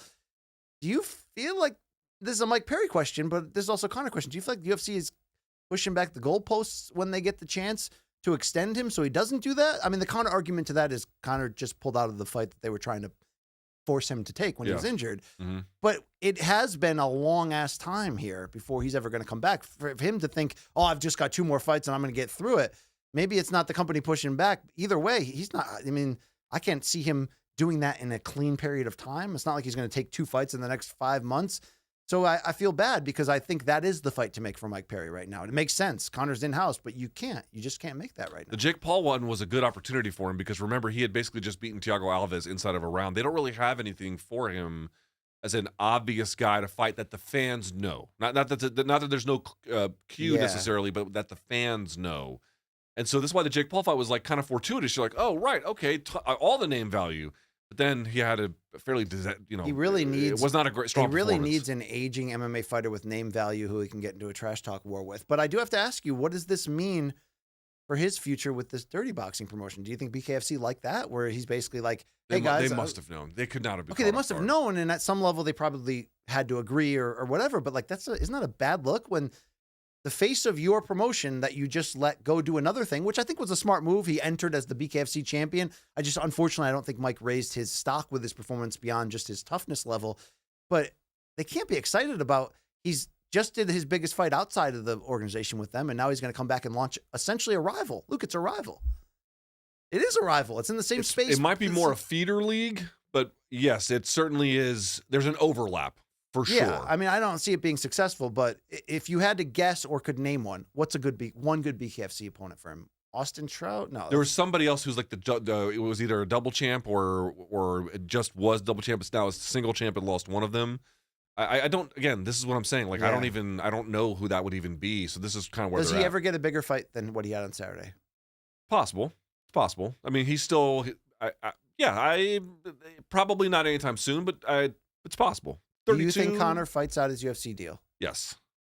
Then this isn't impossible in a year and a half. Unlikely is my view. Okay. All right. Question number 2. I don't know who they're talking about here. They're talking about Curtis Blades. Are people sleeping on Curtis Blades' chances for this fight? Obviously, the UFC 304 co-main event, the interim heavyweight title on the line. Well, that's a good question. So let's take. Well, in general, yes. In general, yes. They're sleeping on it because we all want Aspinall to fight Jones. We don't want these interim semifinal fights and sort of this. Do you want the odds? And sort of this tournament that'll probably never come to fruition. I'd say people are sleeping on him a little bit. Yeah, he is an underdog according to our friends at DraftKings, a plus 295. Tom Aspinall a minus 375. If my eyesight I is think correct. They are sleeping on him. But to be very fair, in a negative slant against Curtis Blades, in the biggest moment when it's time he's had some issues. When it's time to climb that final hill, he's had some issues. So it's hard until you see it. The Overeem win was strong, and I will also say the fact that Volkov win is aging a little bit better than I think some folks are accepting. Now he had to gut that one out, and it got dicey, but to the point you're raising, like against Lewis, for example, that was a fight that seemed tailor-made for him to win. Twice against Francis, right? And twice. Well, Francis is a tough guy. Those are hard fights to win. But yes, that there's been some limiting issues. But I do think, there's a way to look at this and be like, well, could he stand up to Blaydes' wrestling? But I think Blaydes is going to slug it out with him. And I will say this, there is a lot that is still unknown about Tom Aspinall's striking defense. He is athletic. He gets in and out of range very quickly. He does have some head movement. There was only 15 seconds of footage Tom was getting landed on. But you know what? Pavlovich was landing on him too.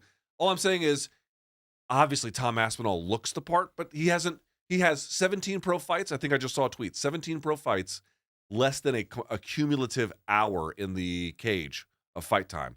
That's not a lot of fight time about knowing someone who's already a champion, technically. So we'll see. Fair point. We'll see. All right. Question number 3, BC, from Moham. I hope this is not a racist number. 11785. You never know these days with the racist numbers.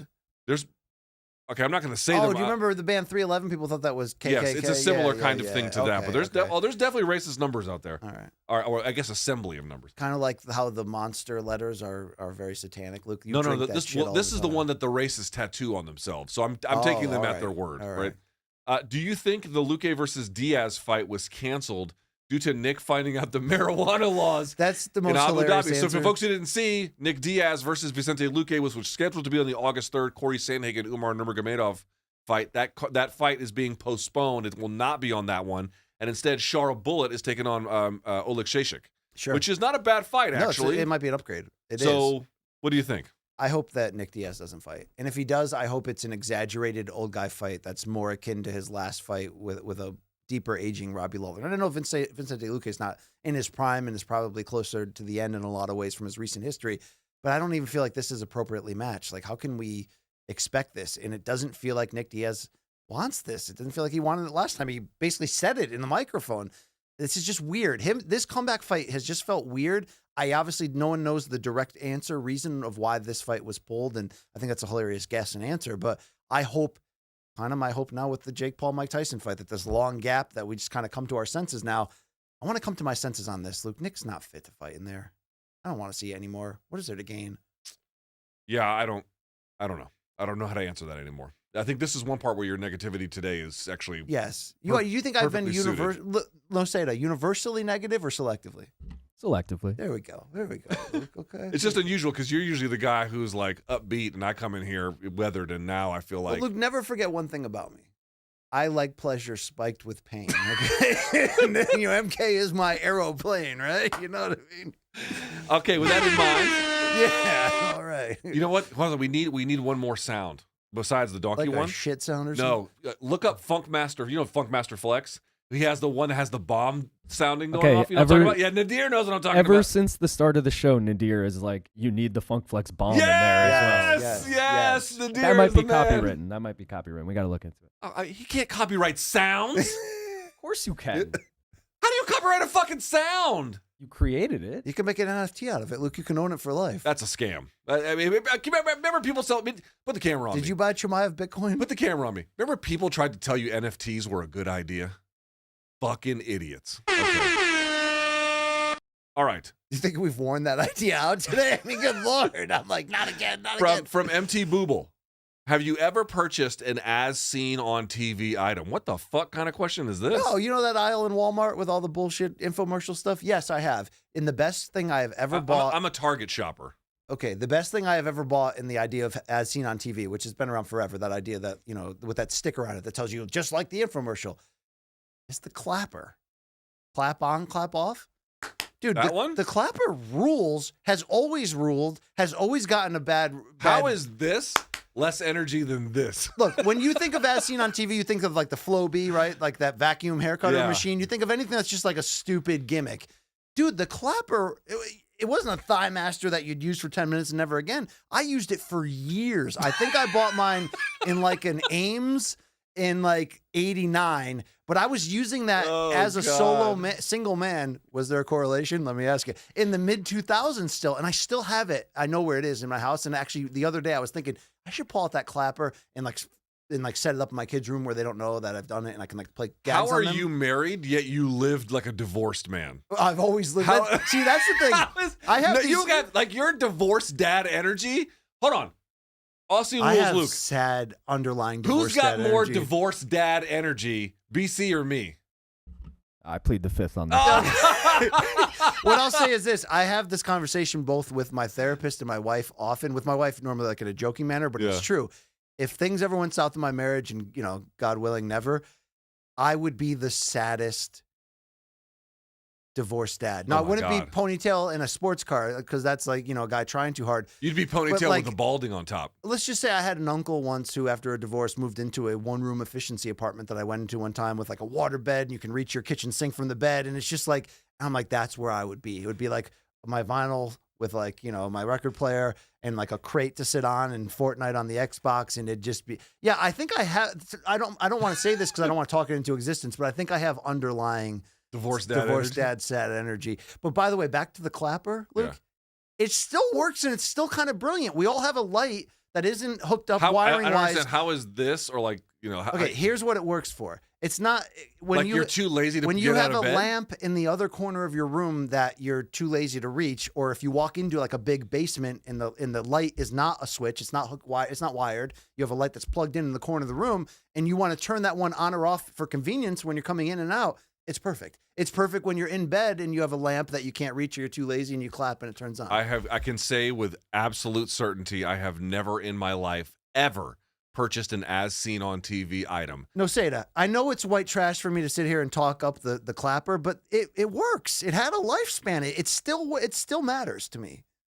The clapper's legit. Also in high school, I used to work at a store that sold like all the as seen on TV stuff. Yeah, like a Walgreens. I've or used something? a bunch of. Yeah, it was like a variety store. So there's an outlet mall right outside DC in Oxon Hill, Maryland, and they have an as seen on TV store. Yes, brick and mortar. Now there was a question 5, but you guys said you changed it. Oh God, here we go. From Fisher Aiden. If Stylebender stays at middleweight and wins the title again, and Poatan defends the light heavyweight title again, and they both retire. Dude, that's a monster fight. Who if they fight leaves again. behind the better MMA legacy? Yeah, but he's stipulating what if they don't even fight? That's a fair question. First of all, before you answer that, did you see Dan Hooker shared a picture of or mentioned that Adesanya's like 230 and he doesn't want to spar with them, and they showed him all jacked up? Yep. I love it when Izzy's back's against the wall, Luke, like it was after that first Poatan. People keep sleeping on him. Now there are questions, obviously, at 34 years of age. What's happening? A lot of time off. Blah blah blah. But if he regains the middleweight title, what would be a third? He'd be a 3-time champion. Yeah. No, Poatan's won titles in 2 divisions and would have a better record against him. I thought the question should have been if So the question is if Izzy wins the title again, Poatan defends, and let's just say they retired just like that thereafter. Who has the better legacy? Well, the reality is Poatan to an extent would have a better legacy because of the division jumping. And the head-to-head. However, I keep trying to remind people of this. The middleweight campaign is not close. Like, oh no, he doesn't. Izzy is a demonstrably more successful middleweight in every way. Definitely, but I think the head-to-head is the difference maker to me. But I also think if he regains the title over DDP, that's huge. That's the fight to make at light heavyweight, isn't it? Or would you? Yeah, you have to. Honestly, I think so the fight would be. It would be Stylebender going for a title in 2 divisions for a second time, and it would be the 3rd MMA meeting and the 5th meeting overall? Yes. Mm-hmm. Dude, that's a monster fight. Huge fight. I would also say though that if Izzy gets the title back for the 3rd time, I having lived through Anderson Silva's title reign, that did feel more special.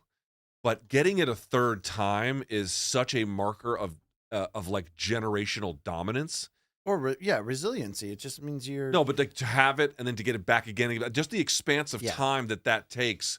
You have to be like the difference between him and Silva at that point would be almost not quite almost negligible. I would be really sad if Robert Whittaker never wore UFC gold again. Do you think there's still? I know obviously there's still a window. He's still in a position to do that. Does it happen though? I mean, he might be John Jones. You might have been onto something one day. You know, like, one day he might. But all-time dumbest call. All right, I think that's it. That's our Thanks top 5. for answering my question, Luke. I wasn't listening. Oh, about Robert Whittaker winning gold again? Yeah, it'd be all right. I mean, does it happen though? It ain't a fucking charity, man. This is not a charity. I charity. mean, if he rights the wrong against DDP, he says that was his worst night. He felt flat. Just nothing went his way. Does DDP do that to him a second time? I don't think so. I believe that Robert Whittaker on his best day can beat anyone at middleweight. How about that? Okay. The question is, are you going to get that? How many more best days does he have? That's the question. That's exactly right. Hey, here's what I did yesterday, guys. I scoured the globe for the good, the bad, the ugly, the in between, the highs and lows from combat sports and beyond, and we go far beyond. By the way, I'm like half serious on that 9/11 humor. I'm not here to insult people. I know when I make the Dale Senior jokes, people get really upset too. I mean, it's comedy, so you take that chance. But it's just a joke. I hope everyone understands. I'm joking about that. Okay, that's what everyone understands. This one's called. Maybe I should stand on my business more. Yeah. Have you seen this shit? People get offended.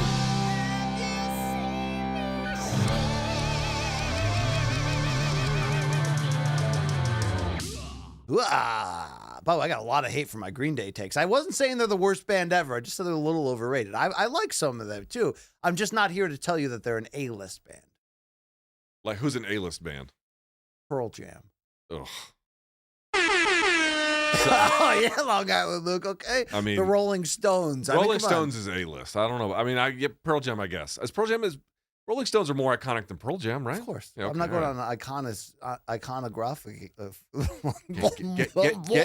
Get to your fat chicks. You have another job or a train? Which one, Luke? Both. Or Osborne? Which one? Okay, here we go, you Marine. I cannot believe that name gets circulated at this stage of my life. I thought that was a one-time offer at night. It's UFC Apex time. We got to give it up here for featherweights. Hyder, Emil, and Li Jiangyong.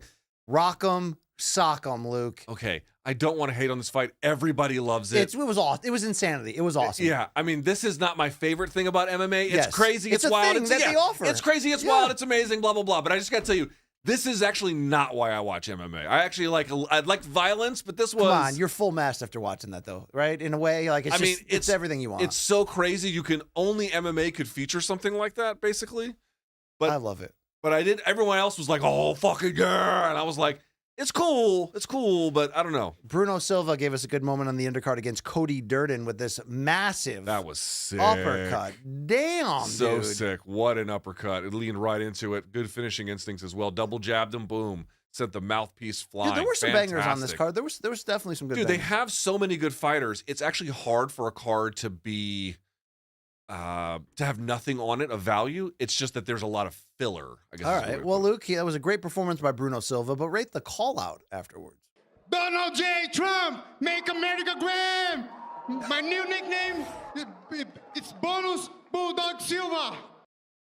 Did he say make America grim? I don't know, but I think he said Bonus Bulldog Silva is his new nickname. You get a chance after a big knockout and that's what he delivered. I was not impressed by his performance. Didn't maximize the opportunity. I know. At least sell me some crypto or something. I mean, please. Let's keep it going here. Speaking of Trump, Luke, a huge week for him on many levels. I know we're not allowed to repeat what he once said to Billy Bush. Grab him by the. So now they do that for themselves. What the hell's going on here? I mean, really. My understanding, and I could be wrong about this. This is Kimberly Guilfoyle. Oh wow, you're like I've seen that snatch before. That's his son's wife. Oh, I take that back. Okay, yeah. Okay. Maybe she had to use the restroom. Maybe she just had itchy balls. I don't know. I've been there. Luke. Rate that tat. Hey, listen. Rate that tat. Trump assassination edition, Luke. For what is a remarkable photo, I would not call this a great demonstration of it. It speaks of freedom, though. That left shoulder is free, Luke. It certainly does. But I would say the photo better than the tattoo, right? Okay. Yeah, that's a pretty fair. Not a great tattoo. Iconic moment, by the way, and an iconic photo, but it'll live on this man's back for better or worse for life. Hey, KO of the week was given to us here as 20-year-old most valuable products prospect Ashton H2O Sylve, the young boxer that Jake Paul has really built in a lot of ways the future of his prospect series. This was and promotion on. He lost to an unbeaten Canadian, Lucas Body. And Luke Body had basically lost every second of this fight. But the mistakes here from Sylve really, he got comfortable. He got real comfortable. A lot of trunk movement, a lot of going square in order to do it. So watch, he gets hit with the jab, then goes square and boom, and that's when he gets caught. So he had a lazy jab, and then he actually squared up with Body by trying to get a little bit too clever. Dude, look at it. Watch it again. Boom, boom. Damn. Just not great decision. I mean, for a guy who has great, I think, athletic ability, and to your point, was dominating this fight, that is a really bad loss, and it was unnecessary. Dude, Joe Martinez was God bless him. We pray for your soul, Also, basically. hold on. Did you hear them say that? Yeah. I've never heard that before. I don't know if we have an ability to play it again. If not, we can skip it. But basically, the referee at the end. Why was the referee prohibiting him from celebrating on the ring post? Let him cook. I don't know if the referee, because of the potential injury, if he was, but it makes no sense because the referee's not going to count. So watch the ref right there. See that? It's just not clear why they were doing that. I've never really seen that before. I'd have to guess that it was because of the scary situation. No, maybe the ref, knowing that the refs. I will say they don't like it when you climb on the cage, and they probably don't love it. But you might be like, "Well, they climb on the ropes in every boxing match." And also, doesn't Tank Davis do a fucking backflip off the back of him? No. It's Florida. For Florida to draw the line at that. By the way, celebrities in attendance: Hulk Hogan and Hawk Tua. Who I love. I'm falling in love with what's her name? Haley Welch. Somebody sent me a screenshot of her Instagram account, and the only person that I follow that follows her is you. And it's not for all the gross reasons you assume. She has rebranded herself very quickly as like a really decent, happy-go-lucky The girl human who got being. famous making a joke about dick sucking I'm is serious. now America's sweetheart. I've done the deep dive on her. It's a very refreshing turn of events that she's gotten this platform, and she's given back. Do you see that she's? We make jokes about dick sucking on this show. We have not gotten that famous yet. Okay, thank you. I'm just saying. Luke. Let's roll on here. Wild week for car racing, Luke. Watch this guy get bodied during this wreck. Dude, what the fuck? Oh, wow. I don't know if we have accidentally shown death on this show before. Dude, that's like one of those cardboard cars that, kids make in the backyard for a science project. I don't know what Jesus level Christ. this is, but that is dangerous for everybody involved. Look at those orange-shirted workers. Let me ask Look you. at the dude. There was a dude in that truck that got hit too. Damn. Let me ask a question. Have you ever seen these bits where all of these losers get together at night and then they're doing donuts in the road? Yes. And then it's someone always gets hit standing on the periphery by the car? Yes. Why does that person keep getting hit? Every video I see are two clowns doing donuts and then just mowing through Remember people. the Ghost Ride the Whip era? That was great on social media. Oh, my God. What are we doing, folks? Luke, let's keep the car racing wildness going. This is a throwback to 2020. The man's name is Doug Barnes Jr.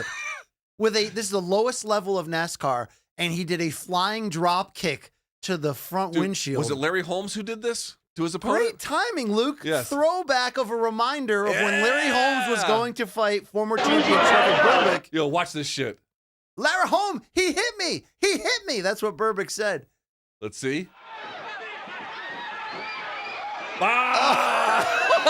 Dude, that's the original Habib to Dylan Dennis. Long before Habib did that to Dylan Dennis at 229, this was such an iconic moment. He ran across the hood of a car to deliver this. So fucking awesome. This is fantastic. Who doesn't love this? From the roof to the hood and a flying drop kick. That was after they had already fought on the street. What happened to the boxing I love? What happened to the boxing I love? So good. So good. Well, great callback. Hey, let's go to Father's Day basketball, Luke. For Father's Day, I'm going to play basketball with my son. Seems like a bad idea.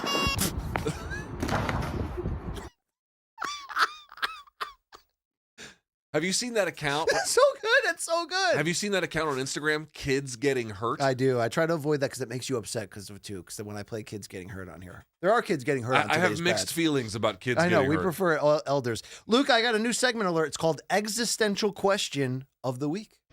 $2 million cash right now, but you can never shit in a toilet again for the rest of your life. Porta potties, outhouses, none of them. You die immediately if you do. You taking it? That's an interesting question. Tough one. No, $2 million. That's dude for the rest of your life. So you can only say that. So he's saying you can only shit where? Outside?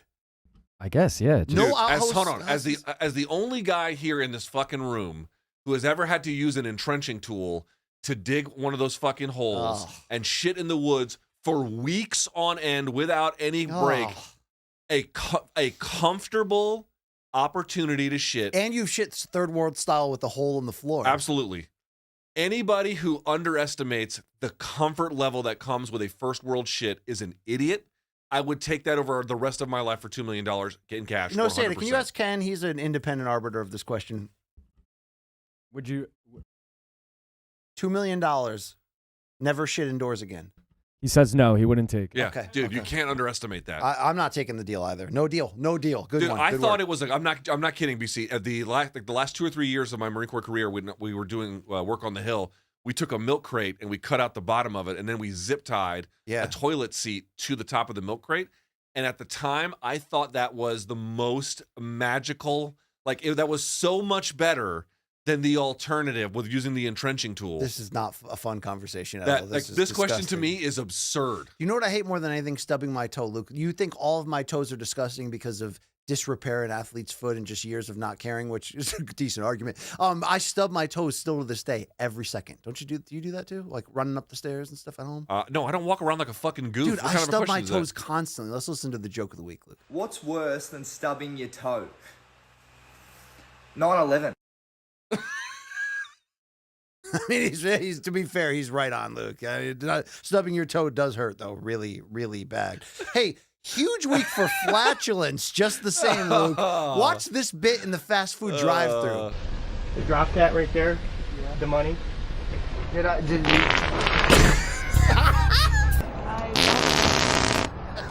What are you dropping?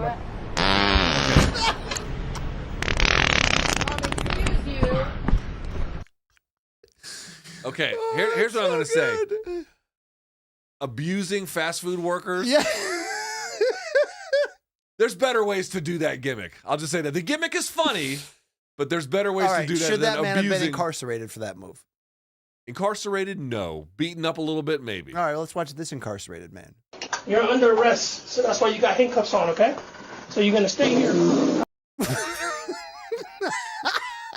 You know what I think about that? So, dude, is that some guy who got pulled over for drunk driving and they had to take him to the hospital? Yeah, definitely. All right, another new segment of the week. This one's called The Weird and the Whites, Luke. Let's listen in. All right, one of us is baked and one of us is oven baked. Guess who?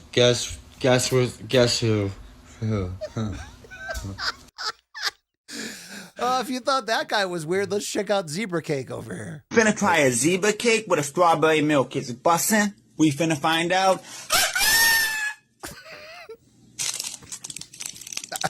You think it's bussin', Luke? You know, a key criticism a key criticism of democracy is that his vote is tantamount to yours. That seems unfair. That seems unfair. Luke, I have a soft spot, having gone through a disastrous breakup in my life for petty breakup revenge. Do you have a certain soft spot for, for when the guy gets the comeback in some stupid way? I used to care about this. I don't care at all about this. All right, here might be the best idea for breakup revenge that I've ever seen. A Cairns mother has been forced to block dozens of calls after her ex-partner allegedly took her phone number and plastered it on poles here around the CBD, telling people to call up and impersonate Chewbacca for a chance to win $100. This would be the most childish breakup I've ever had. All he had to do was be mature and go, I don't love you anymore, I want to move on. The calls have been waking her and her 3 young children up at odd hours in the evening, and they're yet to stop.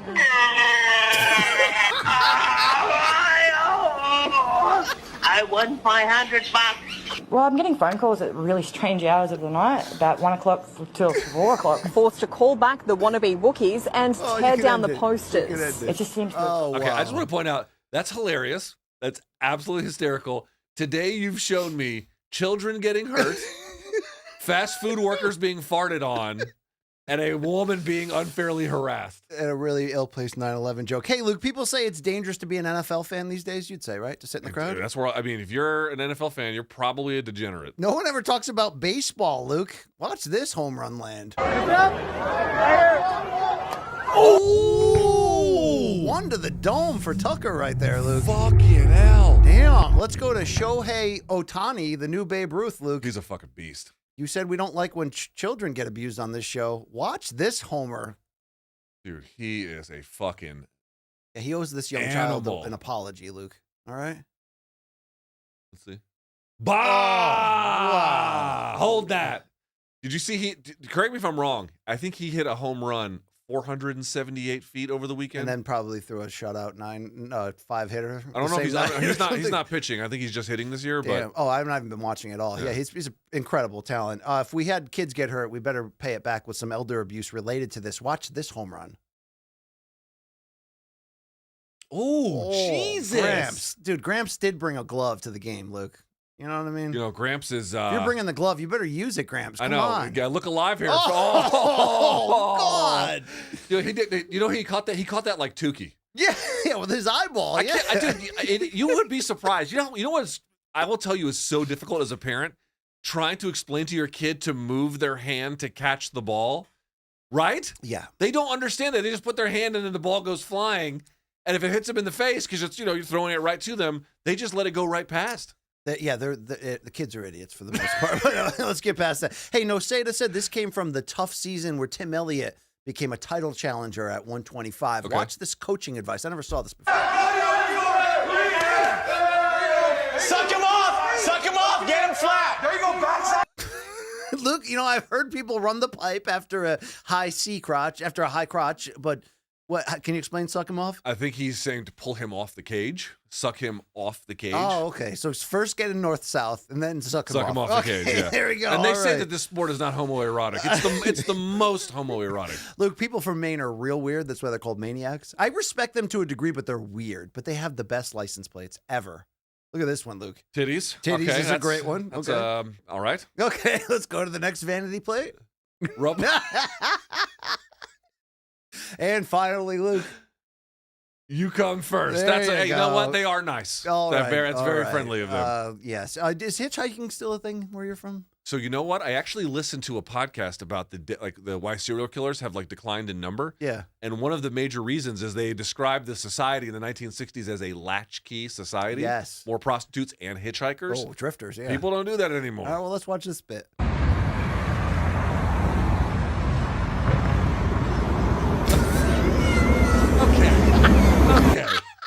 Okay. Hold on.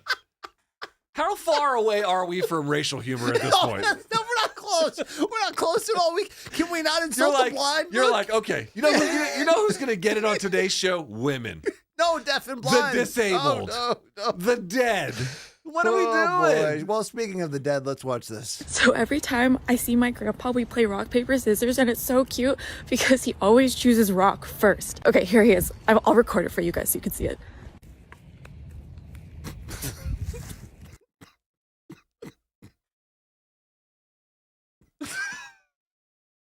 Come on. Come with me down this journey, Luke. Come on. Okay, she did that well. Okay. She did that well. She made good use of his grave there. Can we do the plant one next? All right, let's watch this, Luke. We got 2 left. You are not going to believe what happens when you give a plant coffee instead of water.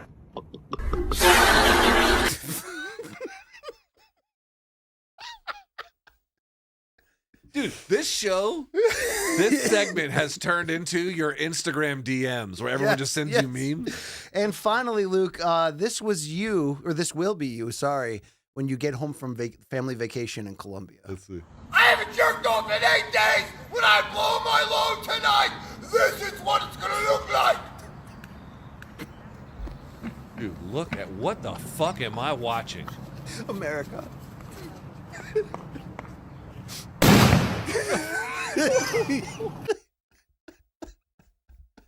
Why is he built like a crab? Oh, Luke, that's the future of your country, okay? Look, Why is he built like a crab? And that's the shit of the week. I hope you enjoyed it. Thank you. Well, you know who took a beating on today's show? White trash. Yeah, well, we get White called trash out took a for beating. that. They're like, why don't you do the same to the other races? I don't know, Luke. There's more white people in this country, so there's more white people getting hurt in this. Also,